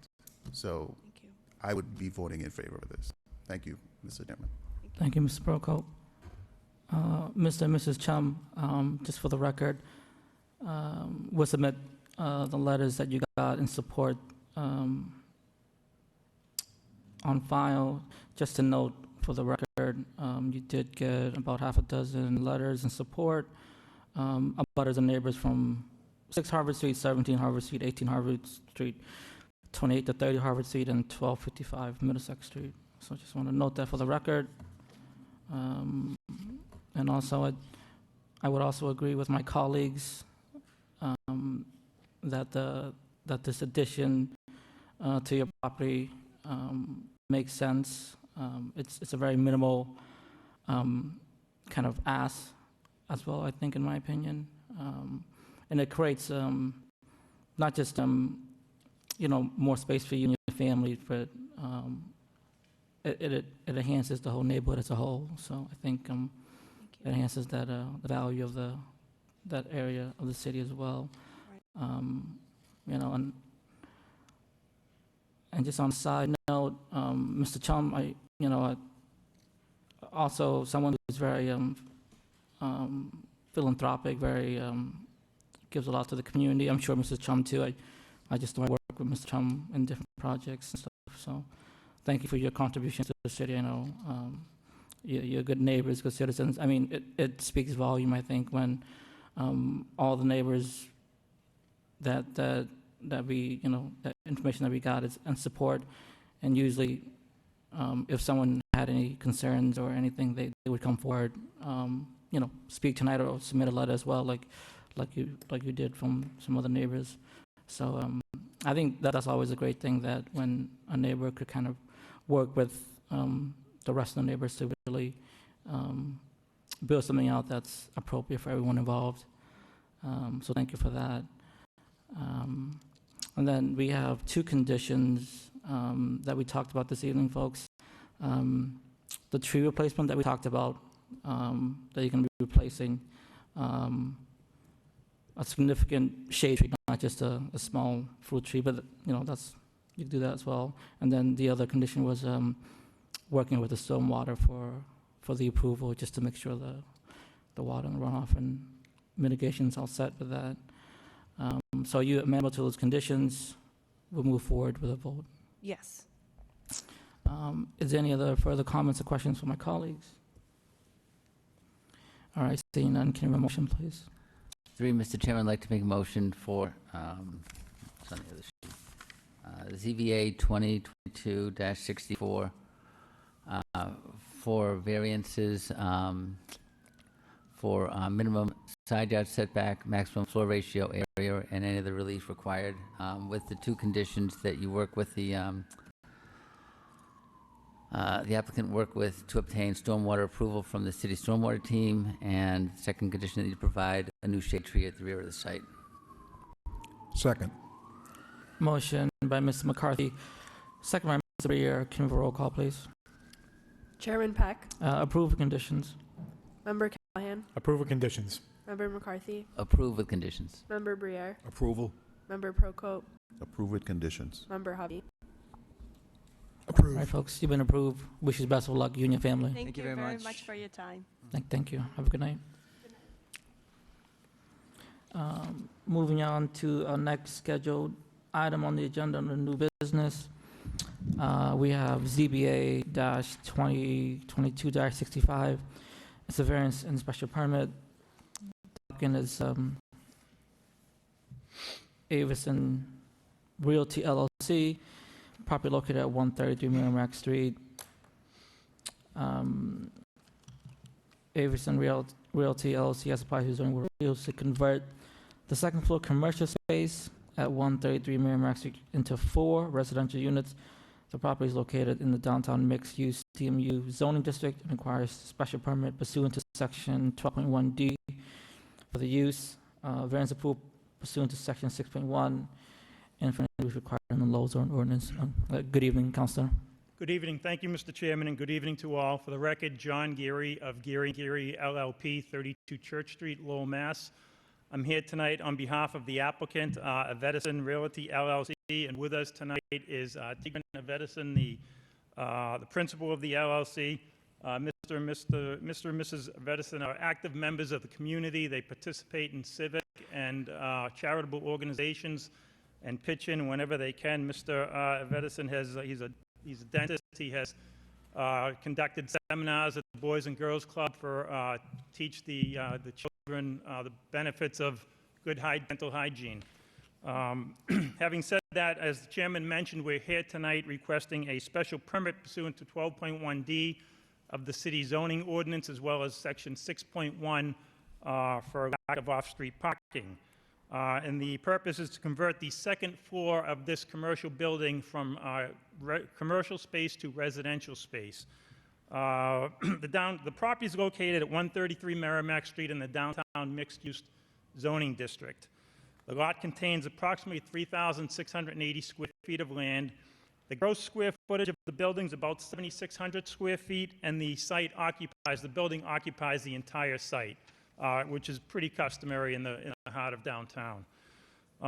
In addition to the application and the narrative, I also provided the board with both existing and proposed floor plans for the second floor layout. The existing layout of the building consists of two floors. So the first floor is entirely occupied by the dental practice. The second floor is the vacant commercial space, which was most recently occupied by the Greater Lowell Chamber of Commerce. They relocated not too long ago. The proposed conversion of the second floor will replace that empty office space by constructing 4 one-bedroom, one-bath units. The units will range in size from 500 square feet to about 680 square feet of living space. The basement level is only accessible through the dental practice and is actually used by the dental practice. With regard to the relief sought pursuant to 6.1, the ordinance requires that in the DMU district we have 1 parking space per dwelling unit. So we're proposing 4 dwelling units. We need relief for 4 off-street parking spaces. I believe my narrative, by the way, might have mentioned we needed relief for 8 off-street parking spaces. That was incorrect. We're seeking relief for 4 off-street parking spaces. Considering that we're dealing with a downtown building that essentially takes up the entire site, we're unable to provide any parking whatsoever, so therefore the need for the relief of the 4 off-street parking spaces. As a result of the significant housing shortage that we have going on within the city and elsewhere in the state, the applicant expects to be able to fill these 4 units shortly after construction is complete. This will ultimately result in yet another important building in this corridor of downtown being fully occupied. In addition, the fully occupied building will maximize the real estate tax revenue to the city and again provide much needed housing to the city. In review of the DPD staff comments, which are mostly favorable to the project, the comments confirm that since the applicant's not proposing any exterior renovations to the project, the property will remain in character in terms of surrounding neighborhood density, urban design, setbacks, and height of the building. So nothing in that regard will change. Comments also note that DPD does not have any concerns about the lack of parking, considering that this property is in very close proximity to 2 municipal garages and a couple of other garages as well. And those garages have plenty of capacity to handle the parking here. Finally, staff notes its support of the proposal, considering that the second floor commercial space, converting the second floor commercial space to residential units will result in an underutilized building being redeveloped and providing the much needed housing that I mentioned earlier. The Director of Economic Development weighed in as well. He notes that the city is encouraging conversion of upper story commercial space into residential units in the downtown pursuant to the 2021 Rapid Recovery Plan. So this proposal accomplishes that goal. This seems to be a trend in the city. I was before you maybe a month, 2 months ago with a property right across the street. We did the exact same thing, and I imagine we'll see more of that as well. The director also notes that they're intrigued by the proposed ice cream stand on the first floor. That is something that the applicant will be proposing. That's as of right, so as long as he pulls his permits and does what he needs to do, he'll get his permits for that and hopefully get underway with that. With regard to the engineering comments, so there were no objections from the city engineer regarding this proposal, but they did have a couple of inquiries. So they were wondering how the construction would be addressed, how debris would be brought in and out of the site, or deliveries made to the site. So there's an alley behind this property. My client has access to that alleyway. He proposes to use a construction dumpster in the back, and deliveries will also be made through the back of the property. And in fact, the trash and recycling will be addressed through the back of the property as well, through this alleyway. So with all that said, I believe that this application meets the criteria for issuance of a special permit and granting of the variance. The redevelopment of the property meets the goals of the city master plan and the Rapid Recovery 2021 plan by creating housing in the upper stories, residential housing in the upper stories of the downtown buildings. In addition, relief can be granted without any substantial detriment to the public good and without any nullifying or substantially derogating from the intent of the zoning for this district. So we believe we meet the criteria for issuance of the special permit and granting of the variance, and we respectfully request approval of both tonight. But we're happy to answer any questions that the board members may have. Thank you. Thank you, Council, for your summary of the project.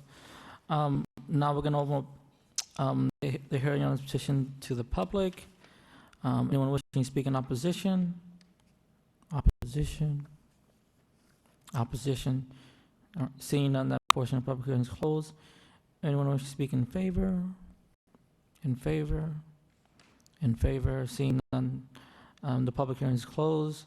We're going to open questions and comments to the board. The chair recognizes Mr. McCarthy. Mr. McCarthy, the floor is yours, sir. Thank you, Mr. Chairman. In looking at the layout for the second floor, it really does convert nicely into 4 one-bedroom units with adequate daylight in each one of them and egress windows provided. So it makes a lot of sense. And I was very happy to see in the comments section that we have comments directly from the Director of Economic Development, which was nice to have listed here, which is very supportive. So I think that this makes a lot of sense, and I'm glad to see more residences coming to this area of the city to support businesses especially, and to enliven the whole cityscape in this area. It will certainly help the ice cream stand once it's opened. I have no further questions. I'm very happy to see this come before us tonight. Thank you. Thank you. Thank you, Mr. McCarthy. The chair recognizes the Vice Chairman, Mr. Callahan. The floor is yours, sir. Thank you, through you, Mr. Chairman. I think it's a good repurposing of the existing space. It seems to make sense. I think the only other questions I would have with regards to the apartments themselves, presuming Mr. Vetsian is going to be the landlord, he's going to be taking care of all the... Correct, and he's on-site property. On-site It's his dental practice on the first floor, and he intends on staying there. Okay. Yep, so I was just kind of curious of that. And then I guess the only thing I was kind of wondering about is, like, as far as mail and package delivery, what the plan is for that, because I'm going to guess that when the Chamber of Commerce was there, they would go up and deliver whatever packages they need there. But now you got 4 separate apartments up there with... Right, so there's a... Yeah, as you walk in that main door, before you go up the stairs, there's an area for mailboxes, and that will be the plan. Okay. So it's inside the main door, though, That's right. Okay. No, I guess, obviously, we hear the concerns sometimes, especially people ordering Amazon constantly and getting packages and packages being taken from their porch pirates, I guess they call them, or whatever. So I just guess kind of concerns for that, but I'm sure that's going to be, I'm guessing that'll be worked out by Mr. Vetsian. But again, I think it's a great repurposing. I don't see any issues with it. I wish you the best of luck. Thank you. Thank you. Thank you, Mr. Callahan. The chair recognizes Mr. Hovey. Mr. Hovey, the floor is yours, sir. Thank you. I think it's a good project. It's pretty well laid out. Obviously, parking's going to be an issue with any downtown project. You guys are close to John Street and Market Street, so I don't have any questions or concerns on this. Thank you. Thank you, Mr. Hovey. The chair recognizes Mr. Prokop. Mr. Prokop, the floor is yours, sir. Thank you, Mr. Chairman. Yeah, I agree. I think it makes sense. It's a very good project and for good repurposing. I just want the applicant to know that my favorite ice cream flavor is rum raisin, and orange pineapple. Very unusual. Yeah. Well, I think it might have been Attorney Gary's idea, right? Didn't you have some familiar past with I ice cream? do, yes. Yeah, I'll be voting in favor of this. Rum Thank you. raisin was more popular than you would think. Yeah, I know. Thank you, Mr. Chairman. Thank you, Mr. Prokop. The chair recognizes Mr. Briere. Mr. Briere, the floor is yours, sir. Thank you, Mr. Chairman. I'll begin by thanking the petitioner for his investment in Lowell. This is an excellent proposal, and it'll come as great benefit to our city. Thank you very much. I'll be voting in favor. Thank you. Thank you, Mr. Briere. Mr. Briere kind of took my line, but it's fine. Sir, thank you for investing in the city. I know you probably could have just, did your own thing or took this business somewhere else or purchased another property outside the city. So thank you for your investment in the city, especially downtown. As we see, it's dwindling in businesses and other stuff. And so I really think, and my colleagues too, this is a great repurpose of that commercial space, of that retail space. Again, we can't say enough that housing is a big need in a community, especially a city like Lowell. Housing is a big need throughout probably the whole country, but especially in these dense, very populated areas. So again, thank you for your investment. Again, very creative, a repurpose of a retail space to make into a residential unit. And again, this fits in with the overall master plan for the city of Lowell. And I think also will add additional revenue and business, not just the tax base, but just to the city as a whole, and especially downtown.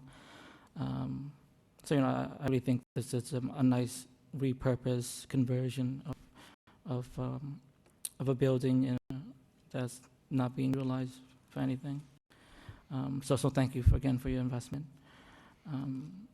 So if there's no other comments by my colleagues, we'll move forward with a motion and a vote. Mr. Chairman, I'd like to make a motion for ZBA 2022-65 for variance and special permit at 133 Merrimack Street.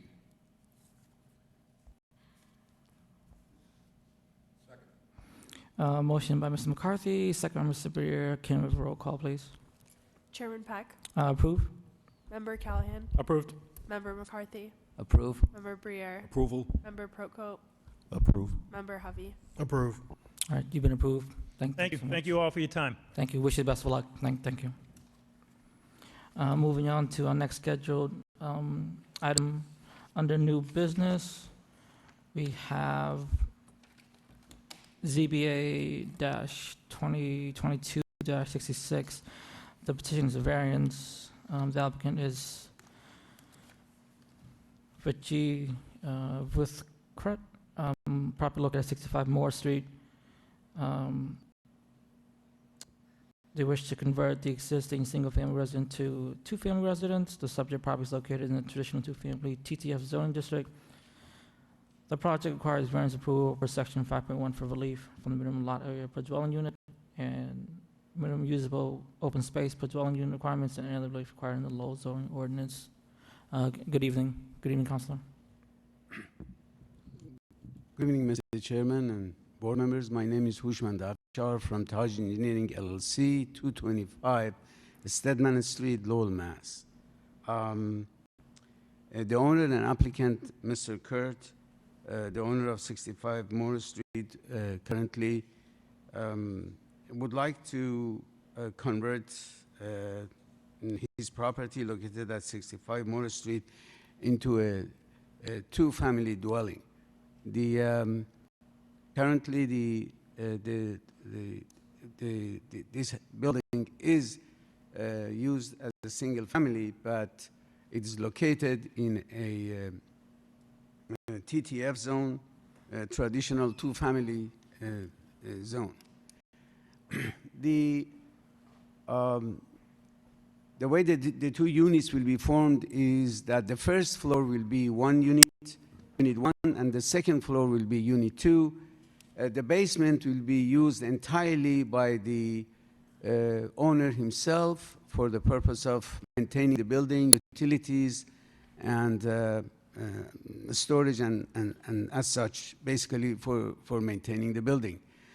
Each floor, as shown on the plan which you have in front of you, has its own two legal egresses to each unit, to each floor. Also, each unit has meet the requirement of the off street parking right on the property itself.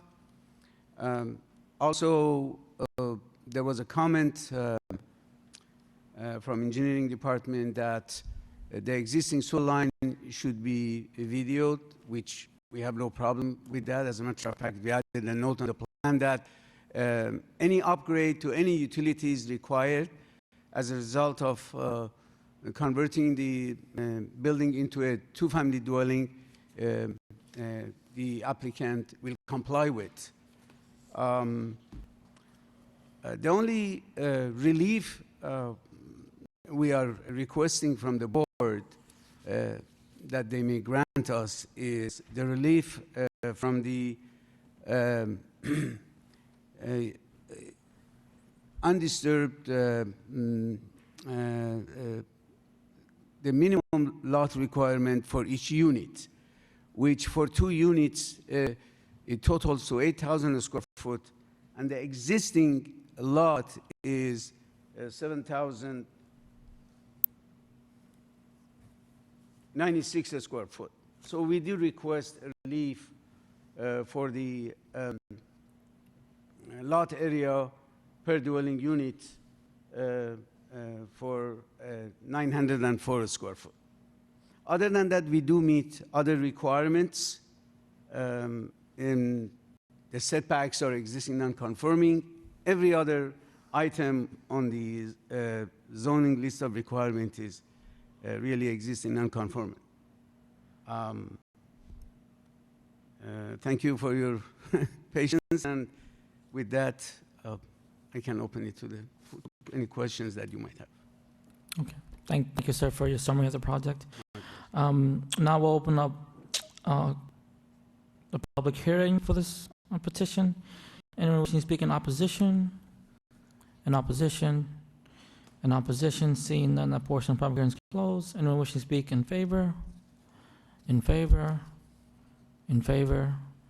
Seeing none, the public hearing is closed.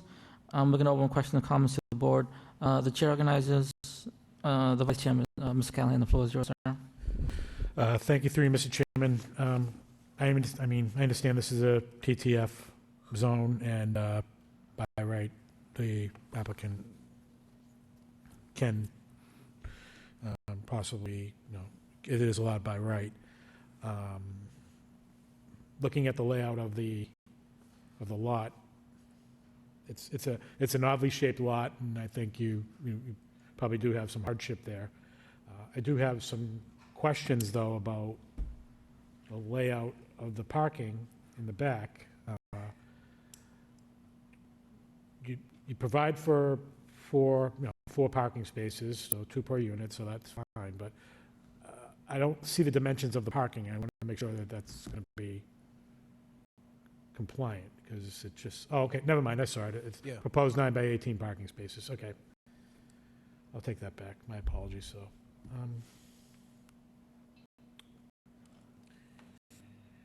I think you do have the hardship with regards to the layout of the lot. I'm looking at least from a view of Google Maps or Google Street, from November of 2020, it appears I see about 4 cars back there in that back lot area. So it looks like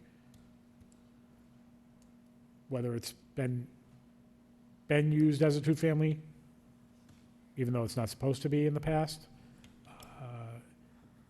it does appear that there's the possibility you can at least have enough space back there for the 4 vehicles, which would have been a concern. So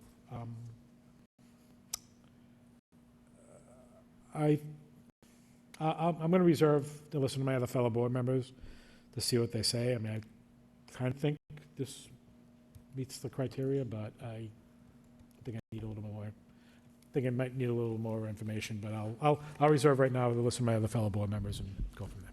Thank you. Thank you, Ms. Callahan. The chair recognizes Mr. Hovey. Mr. Hovey, the floor is yours, sir. Thank you. You said you had looked at the engineering notes on this? Have you seen the engineering notes on this project? We have added a note to the plan, correct? Okay.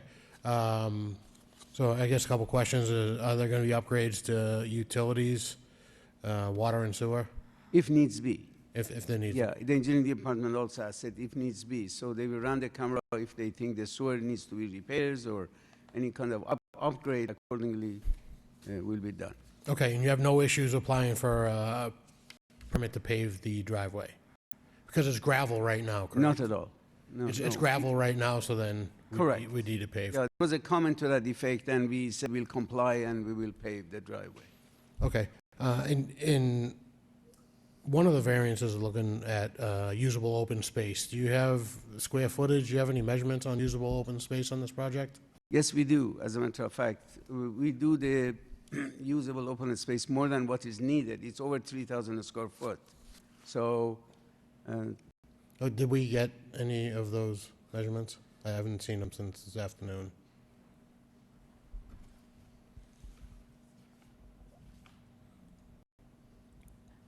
Ms. Tigliano, do you want to just, we got all the documents that Mr. Hovey's referring to. Is that correct? Do we have their usable open space measurements? I don't think so. Okay. Right, so I didn't see that earlier, so that's something that we'd need as a condition to approve this. If you're saying you have enough, the engineering note says we haven't seen any measurements, so we can't approve, well, I wouldn't be able to approve usable open space without seeing the measurements on it. we are not adding to the building footprint at all. There is no exterior work in terms of increasing the building footprint, obviously. And besides the four parking spaces and the driveway, the rest of the lot, as you can see, on the south side of the parking, on the west side of the parking, all around is open, is lawn area. So it's only building and the parking and the driveway, which is used. Right, no, I understand that, but if we don't see anything in the plot plans, then how do we know how much space is there? Well, you may not have the latest version in front of you, do you? No. That's what we're saying. I don't have the measurements on it. That's all I have. Thank you, Mr. Hovey. Chair recognizes Mr. Prokop. Mr. Prokop, floor is yours, sir. Thank you, Mr. Chairman. I think, so what you're saying here, sir, is where it says lawn is what you consider open space? Correct. Okay. Fran, I think we have the updated version here, right? It says updated, and if I go by that, I mean, I think he's saying that you have open space around the surroundings, around the parking area, on the front of the house, side of the house. And I understand that you are not, you said you are not doing anything outside of on the That's exterior. correct. You're just renovating the interior and making it into so you keep the same, you just need a variance of 902 square feet, but you are just making it into a two-family with what you have. Correct. Okay.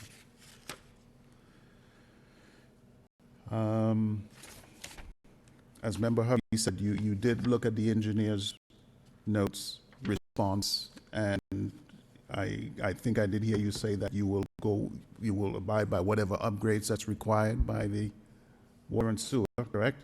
Correct.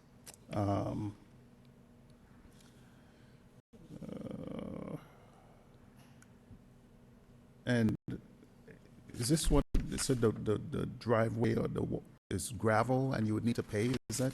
Yes, currently it's gravel, and there was a comment, I believe it was from Yeah. the department that it needs to Thank be paved, and we have no Okay. problem with that. Yeah, so how many bedrooms? I was trying to, yeah. I mean, it looks, maybe a little bit more clarity on some of the details, but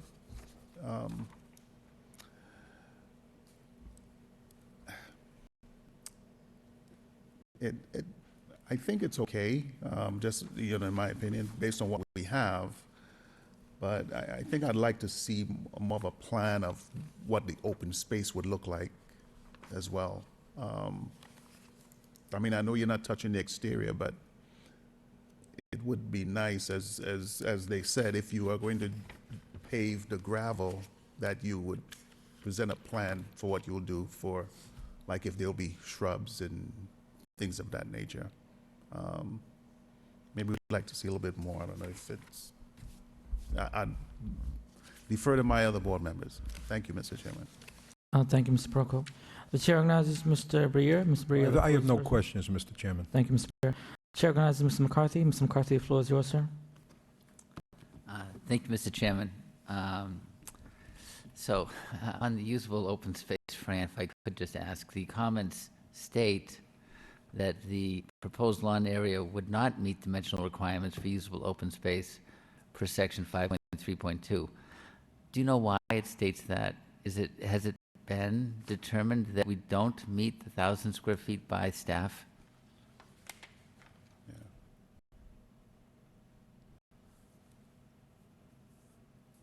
Number 5.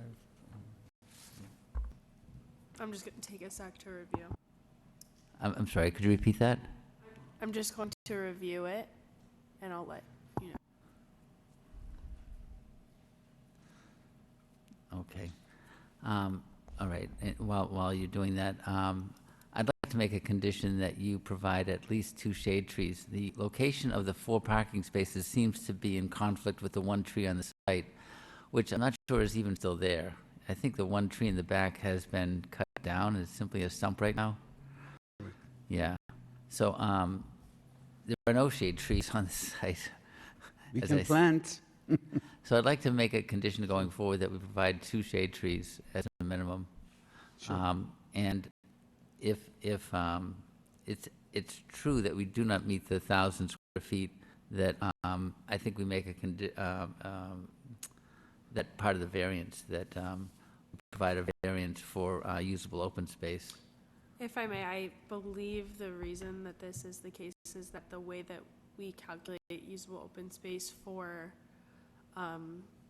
multifamily units is that it needs, the area that's counted toward usable open space needs to be set back 5 feet from the lot line. Exactly right. And then it's a 15 by 15 foot square. So though it's not annotated on the plan, it appears that there is not sufficient space to accommodate that 15 by 15 foot square. Right. 5 feet setback from the lot line. So that's why it was determined that it was not compliant.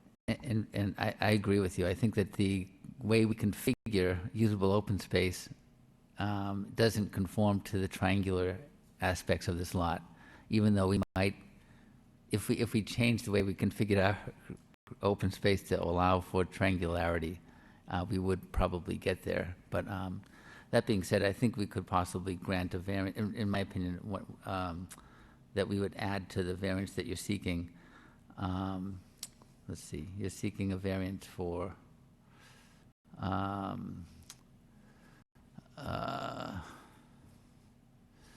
minimum lot area per dwelling unit and minimum usable open space per dwelling unit. So it'd be those 2 variances as you stated in your summary. The Okay. shape of the lot is kind Right. of, And then the condition would be that you would provide impervious surface for the parking area. correct. And then you provide a minimum of 2 shade trees. And is there a condition that we're looking for the water sewer?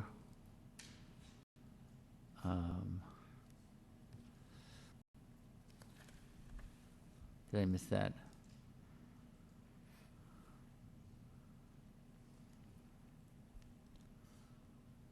I don't see that. We didn't receive any comments regarding that. Okay, so it would just be those two conditions Correct, then? yes.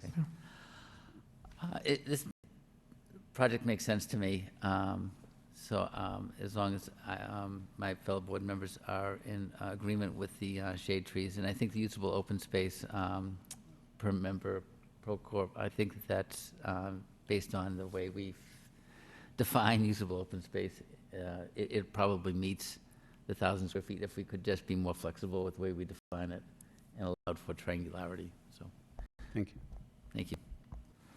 Thank you, Mr. McCarthy. Sir, I think the petition has a lot of merit. Again, to my colleague's point, this is in a traditional two-family zoning district, so I can see why the request for the conversion.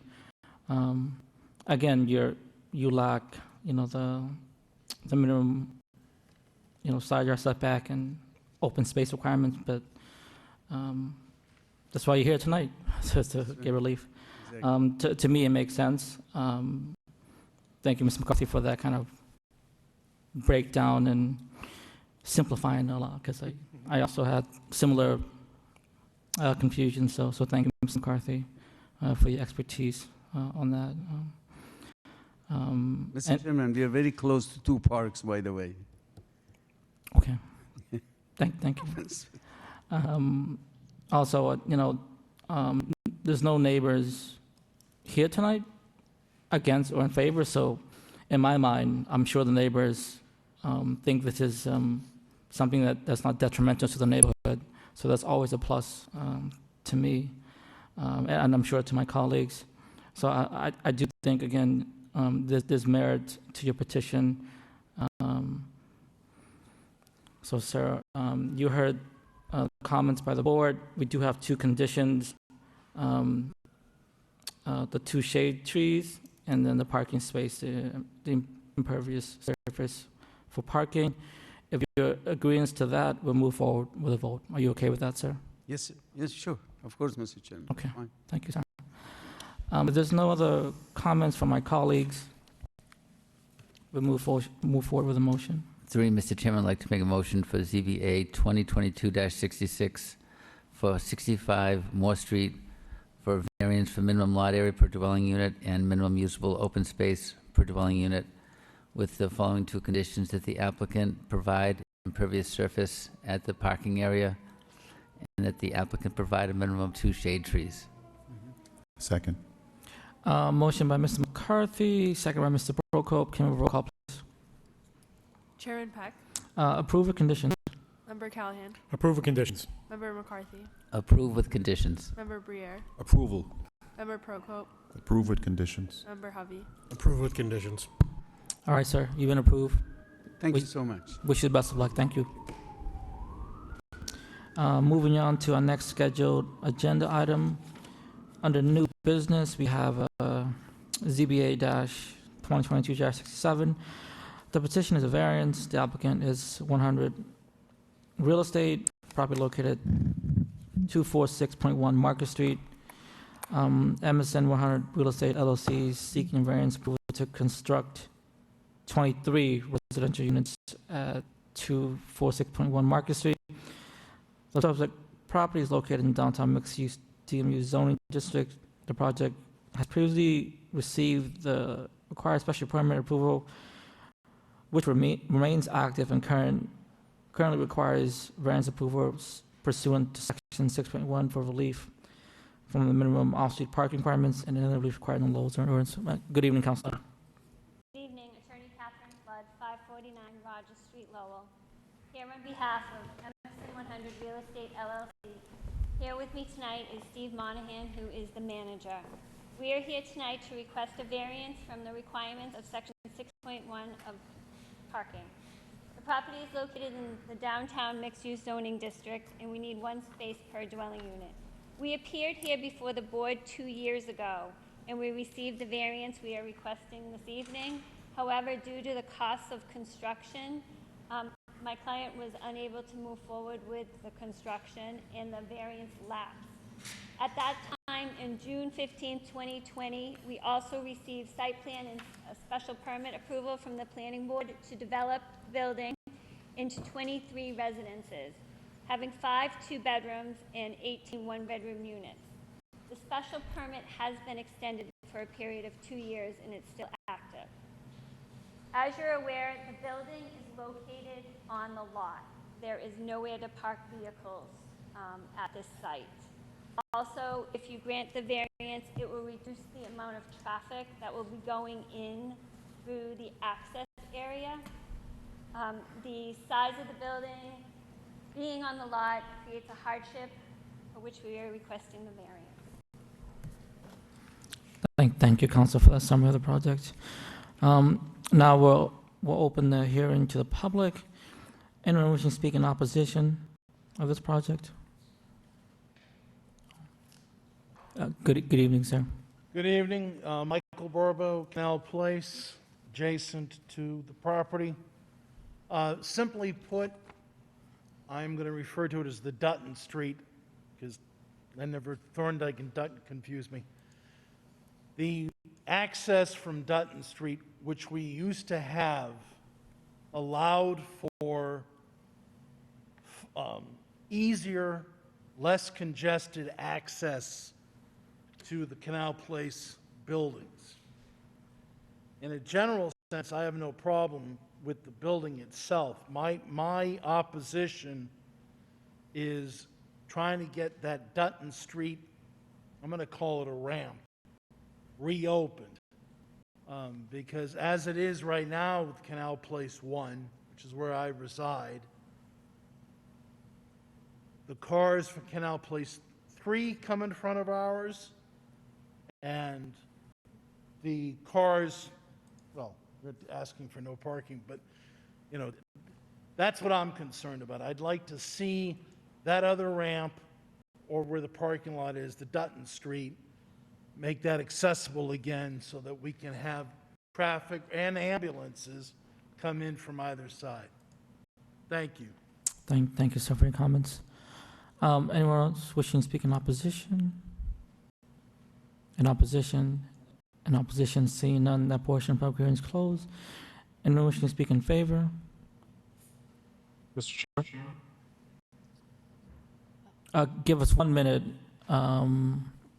We have someone here live, so give me 1 minute. The person on Zoom, hold on 1 second. Ma'am, did you want to, go ahead, you can go, yeah. Hi, my name is Rosemary Davies. I live at 200 Market Street. I'm just showing up to show my approval for the project. There are 2 parking garages that are literally less than a block away, so I think it will be really feasible and also safer for the neighboring buildings, because right now, 246.1 Market Street, there's a lot of cars that park in front of the abandoned mill, and I really appreciate the proposal and the design. It's thoughtful. Thank you. All right, thank you. Anyone else wishing to speak in favor? Sir, on Zoom, did you want to do you have comments? Sure. Thank you, Mr. Chairman. Wayne Janess, 200 Market Street. I'm mainly speaking on behalf of my neighbor who is currently out of town, but his apartment overlooks the roof of this building, 246.1 Market Street. And 2 years ago, when this approval came through, there was a concession on the behalf of the developer in terms of placement of rooftop units for HVAC and other items to be a certain distance away from his windows. I believe he submitted a letter addressing this concern, and I just wanted to mention this before this was approved. But you know, overall, I'm in support of this project. We clearly need housing, and you know, it's an empty building, and housing is a great use for it. But that's it. I just wanted to make sure that those comments were entered into the record. Thank you very much. Thank you, Councilor, for for your comments and joining us tonight. Anyone else wishing to speak in favor of this project? In favor? I In would favor? like to speak in favor. Oh, go ahead. Yeah. Also on Zoom. Hi, Carrie Janess, 200 Market Street. I echo my neighbor Jim Wild's comments, which I believe he submitted in writing for the record about the HVAC stack not being near his window. But my understanding is what's before the board tonight is only the parking variance. And there's no need for anyone, honestly, to have parking downtown. We have plenty of garages with plenty of space. And what we do need is more housing, which this project provides. And I'm very happy and very in favor of that. Thank you. Thank you, Counselor, for your comments.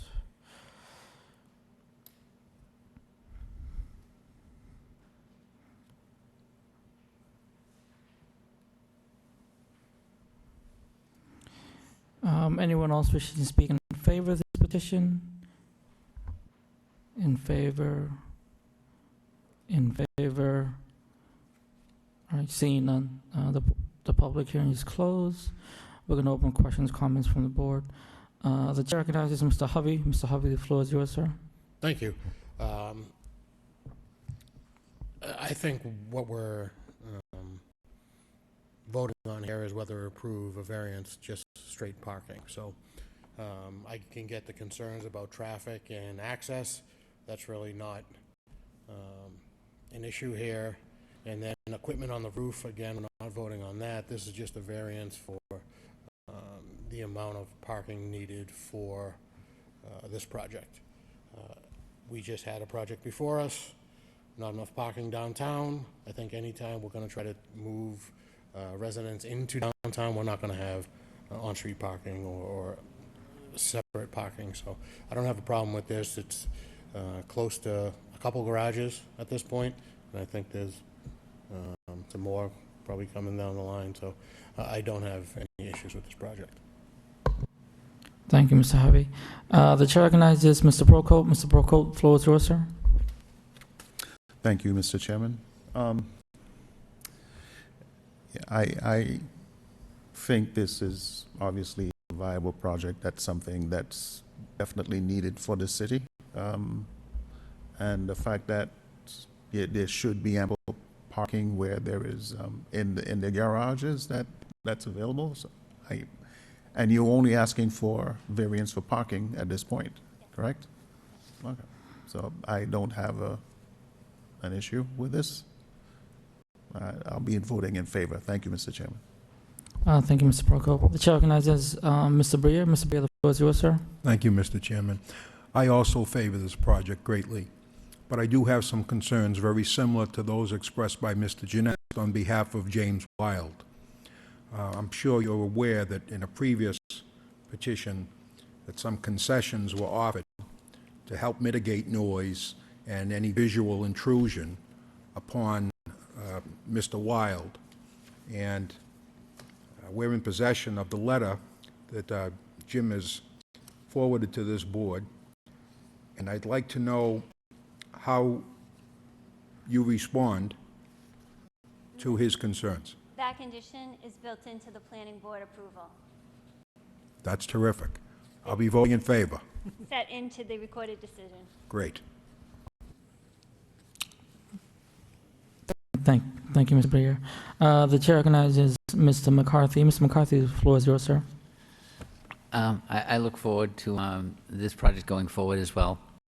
And I think with the new parking garages that we have, almost too many parking garages, in my opinion, we need to fill them up. And so let's get people in these buildings and let's use our parking garages. So I'm looking forward to this project going forward. Thank you. Thank you, Mr. McCarthy. The chair recognizes the vice chairman, Ms. Callan. The floor is yours, sir. Thank you, Mr. Chairman. Certainly, I remember, and I'm sure most of the board members remember when this project was before us before, and it was a lot of contentious. But to your client's credit and to the neighbors' credit, everybody came together, and ultimately, I think we had 3 or 4 hearings on this, going back and forth, trying to get this project, because it's just a vacant mill building that need to do something with it, otherwise just sit there as an eyesore, and who knows what go on with it. So I'm glad that this is now back before us and trying to get this project on the ground, off the ground, excuse me.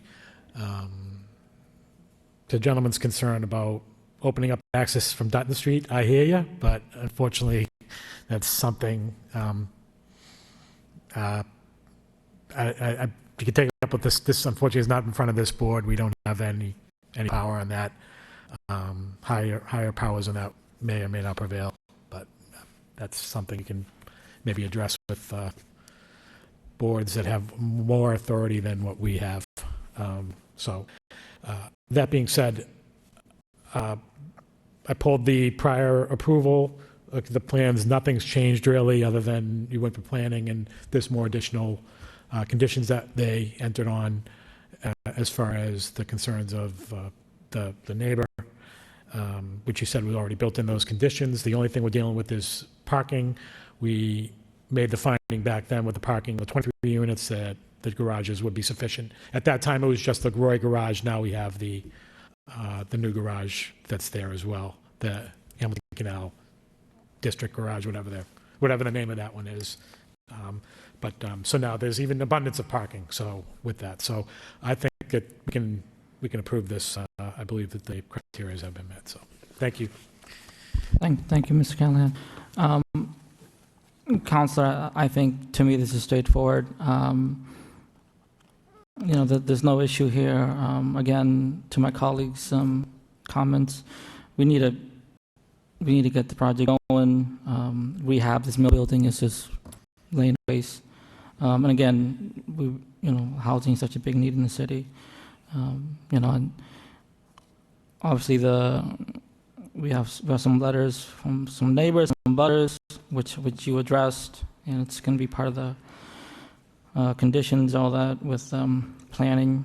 And then we had I see a memo here from Director Carter from Department of Economic Development. They're in full support of this. So to me, it makes sense.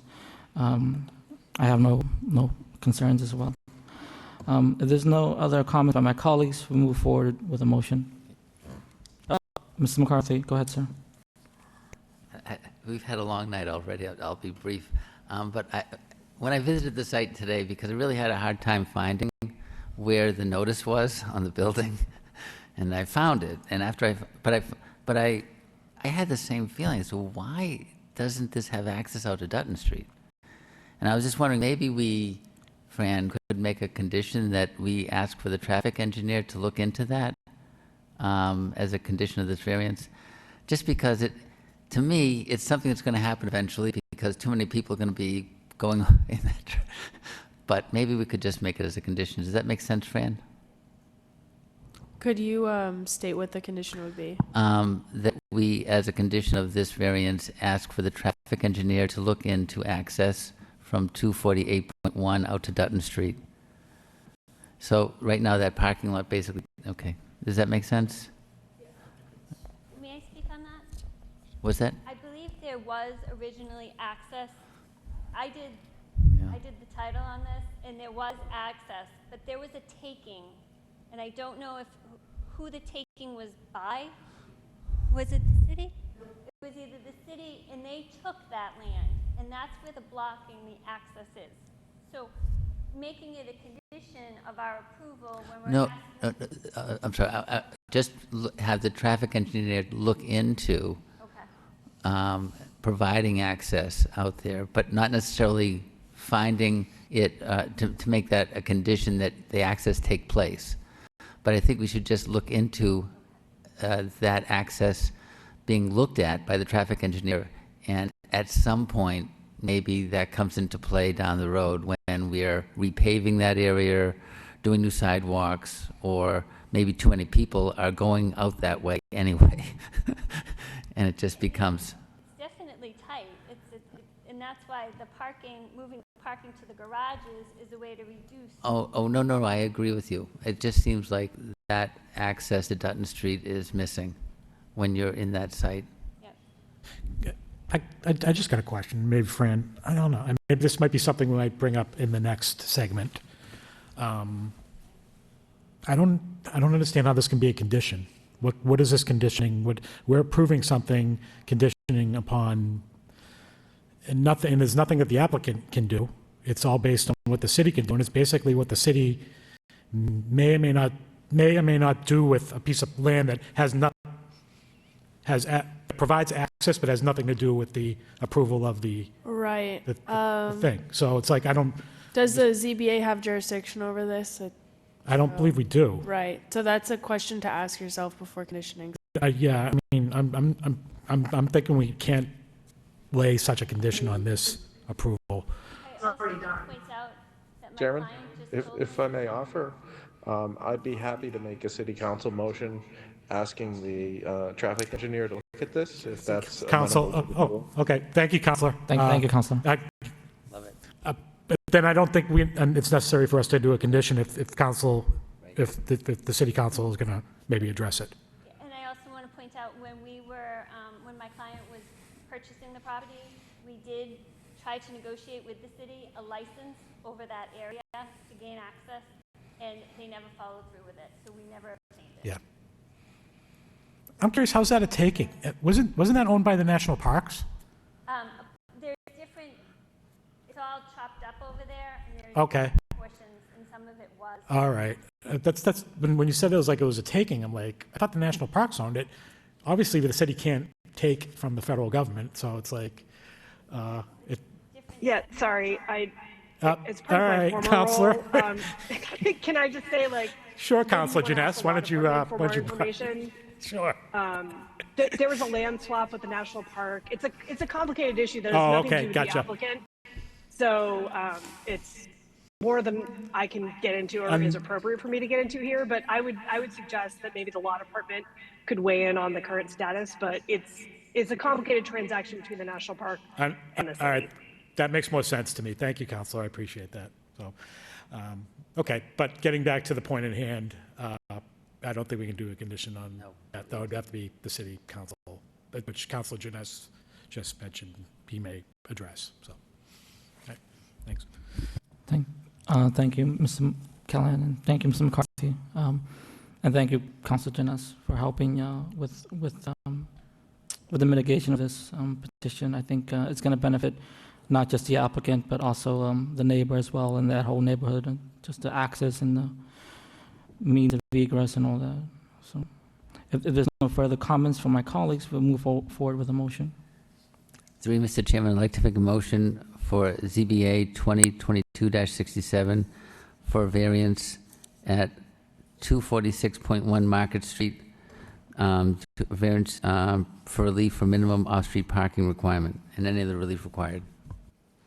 Second. Motion by Mr. McCarthy, second by Mr. Prokop. Can we have a roll call, please? Chairman Peck, Approve? Member Callahan, Approved. Member McCarthy, Approve. Member Briere, Approval. Member Prokop, Approve. Member Hovey. Approve. All right, Council, you've been approved. Wish you best of luck. Thank you. Moving on into our next scheduled item, we're on to other business in our agenda. We have discussion in other business. The Bauer House. The board has requested to discuss this property, determine the appropriate action in instances where a project is approved with conditions, but some conditions are later determined to be unenforceable.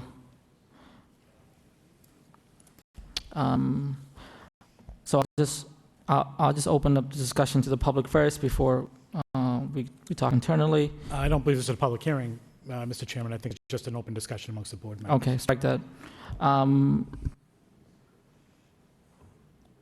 So I'll leave it to my colleagues.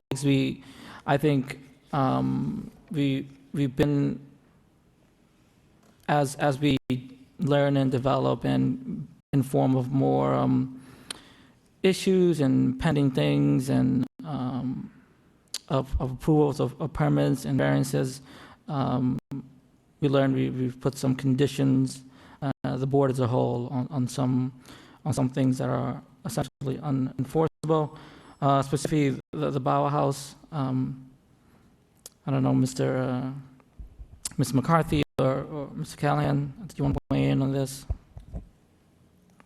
If I could, I'm sorry, if I could, I think back when this was voted on by the board, and I think it was 2016 or so, we had made it a condition that the applicant work with Steve Stoll's Historic Board to provide minimum standards for maintaining the property, or something to that regard. And it was determined that Steve Stoll had no jurisdiction, at least that's my understanding, in this location, because it's outside of the historic boards, or historic boards district, right? And so, in light of that, the applicant, what I would have, if we knew that, maybe the condition could have been that the applicant maintain the property in habitable condition, or something of that regard, because prior to the recent renovation that's been going on, that seems to be setting it up for another retail space, which is wonderful. I'm so happy to see that we have new windows being placed in the property, siding is all being repaired, there's actually electrical going on inside the property, so there's a lot going on finally. But for the last 8 years, 7 years, it languished in, animals were inside, broken windows, it was falling apart, and my fear was that our oldest house in the city was going to be lost. So I was wondering if we could revisit the application and place a condition that the property be maintained in habitable condition, in light of the fact that the application had a condition that was basically trying to get that done, but with the wording on it with Steve Stoll wasn't enforceable. So.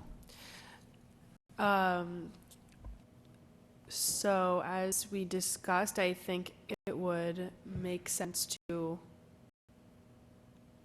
request a formal law opinion about whether the ZBA has the authority to, I mean, you'd be voting to institute a new, strike one condition of approval and institute another. I don't know the answer to that.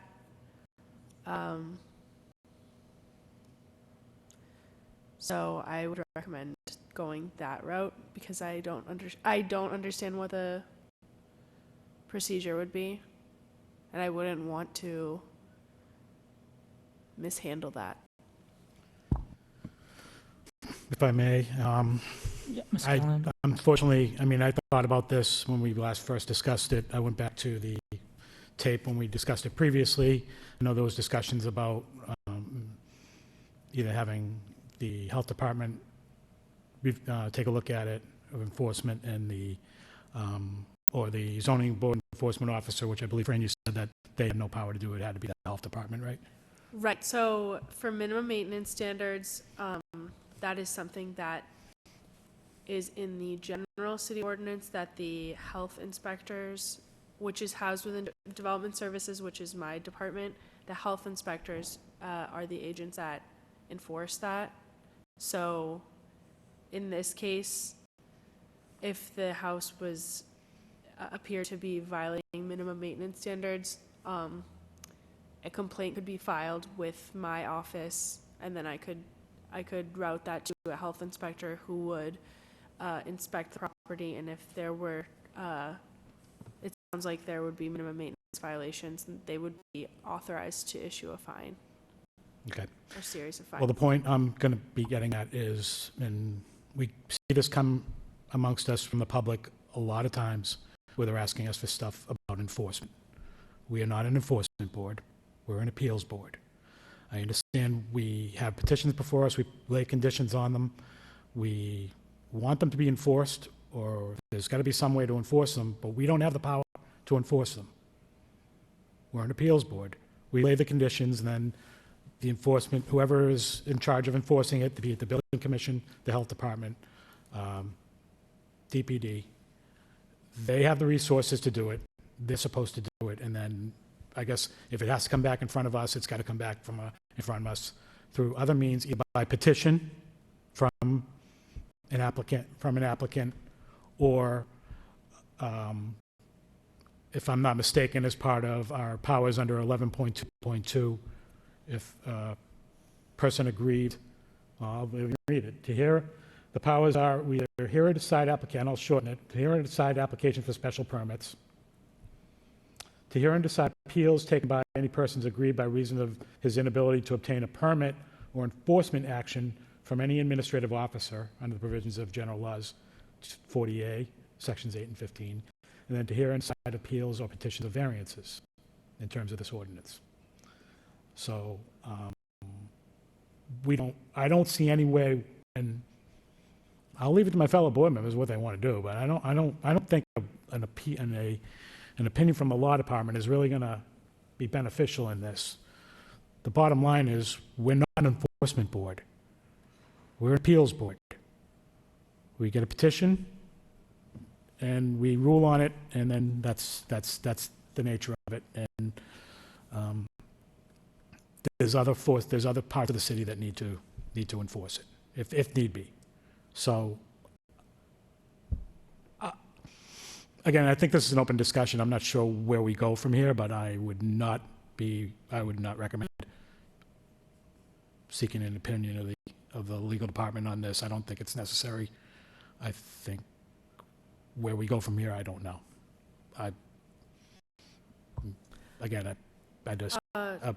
Whatever anybody else wants to go from here, I don't know. But we ruled on this petition. I understand if there's instances that maybe conditions haven't possibly been met, or conditions that were found to be unenforceable. There's nothing we can do about that either. They're unenforceable, they're enforceable. So, unenforceable, not unenforceable. There's nothing we can do about that, which is kind of my point previously before with regards to traffic and getting the traffic engineer involved. That's something we can't enforce. It's something that's a bigger part of the city that has to be dealt with. So that's my 2 cents with regards to this. So. Thank you, Ms. Callahan. Any other members want to comment on this discussion here of the Bauhaus? Mr. Hovey? Yeah, so to Mr. Callahan's point, we just had a applicant in front of the board who was caught by inspection services for not pulling permits, and then they had to come back to us to get approval. I think that's what we're going to have to lean on a little bit, is inspectional services, whether it's health department, DPD, whatever it is, to get these non-compliant issues sent back for approval or denial at this point. I mean, we can only, like Member Callahan said, we're not an enforcement agency. We can just grant approval or not, and it's up to somebody else to follow through with, are these conditions being met? That's all I have to say. Thank you, Mr. Hovey. Do you have any other comments? Mr. Rocco, do you have any comments, sir? Okay. Mr. Breer, do you have any comments, sir? Okay, thank you. I'll weigh in on my thoughts here. Why I do think this is a very important issue and topic, and how can we kind of help save and preserve this house, this home, this Bauhaus, this historical home, because people, we went through a voting process and a public hearing, and we had conditions, but later to be found that they're unenforceable. That's error on our part, oversight, error, however you want to call it. I do know where you're coming from, Mr. McCarthy. What can we do? But I do, I would also agree with the comments of Mr. Callahan. I don't want to step outside our roles and boundaries and our scope and purview as a zoning board of appeals. But again, if you want to go through a vote to have an opinion from the legal department, that's the wish of the board. We'll do a motion and all that and do a vote. But I do agree that I think we're kind of stepping outside our scope as a Board of Appeals, and I'm gonna defer a lot to Mr. Callahan. He does have a expertise in law, and so. If I may, Yeah. my recommendation to the board, I would just focus on the zoning ordinance and things that are clearly within your jurisdiction. And if there are other city issues, you can talk to me, you can always call me, you can email me, and I can direct you to, there's someone who takes care of literally any issue you can imagine. Of course, yeah, of course. And we can direct you to the appropriate channel and figure out a way to address the issue. Like, for example, during that Market Street discussion, some of the issues are so broad that it's really a counselor that is the only person that can do something, but there's always someone who can address an issue. So I'm happy to assist any of you if there are things that come up that are issues that maybe in your role as a ZBA member you don't have jurisdiction over. There's someone that can help you. So I'm happy to help, and Dylan is happy to help. Thank you, Mr. That's great. Appreciate it. I don't know if that helps at all, Mr. McCarthy. It does help to know that there's people willing to help. However, 4 years ago when I brought this to the attention, I talked directly, or received emails and talked directly to Director Slagle at the time. And he made me aware of the fact that there were minimum standards that could be enforced that were not enforced. The only thing that's happened to that house is that the owners, Kazanjian Enterprise, has found a use for it and are now restoring it to a habitable condition to earn rent from the property. And so I'm glad of that. But short of that, that property could very well have been lost because it was going in that direction. And I understand that the city has vehicles to enforce health standards, but it wasn't being done until it wasn't being done, Fran, for whatever reason. I don't know if there's a reason for it, but I saw too much lost there in that property and was very fearful of us not having the oldest house in the city preserved after that was the intent of the variance given for that development in the front yard of that property. Okay, we can discuss this offline, I think. I agree with you, but I'm just saying what my experience has been over the last 4 years with this property, and seeing the decline that it had. But I'm hearing from my fellow board member, Mr. Callahan, that shame on us for putting a condition that wasn't enforceable, and it's our loss that we didn't have the proper tools to provide a condition that was enforceable. So I guess that's the takeaway that I'm learning tonight, that we can't rely on going back. If a mistake is made by the board with a condition, we can't change that. I think is the takeaway that I'm learning. Thank you. Fortunately, we can't. I mean, we can't enforce it because otherwise we'd just be bringing people back left and right. Yep. On conditions that, because someone doesn't think that they're being enforced or not. We can't do that. That's just that's not within our power. That's not within our purview. It's not within our power. And it's getting stepping well over the lines of our jurisdiction, so. Yeah, I think that makes a lot of sense. Yep. Okay, thank you, Mr. McCarthy. Thank you, Ms. Callahan, for your comments.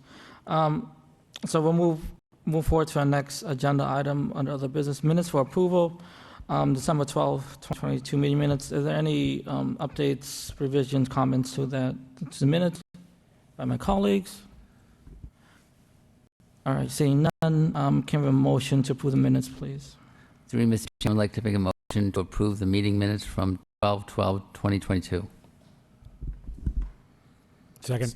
Motion by Mr. McCarthy, second by Mr. Callahan. Can we roll call, please? Chairman Peck, Approve. Member Callahan, Approved. Member McCarthy, Abstain. Member Briere, Approve. Member Prokop, Approve minutes. Member Hovey. Approve. All right, the minutes have been approved for December 12, 2022. If there's no further comments by my colleagues, we'll move forward for a motion to adjourn. Through you, Mr. Chairman, I'd like to make a motion to adjourn. Second. Motion by Mr. McCarthy to adjourn, second by Mr. Briere. All in favor, say aye. Aye.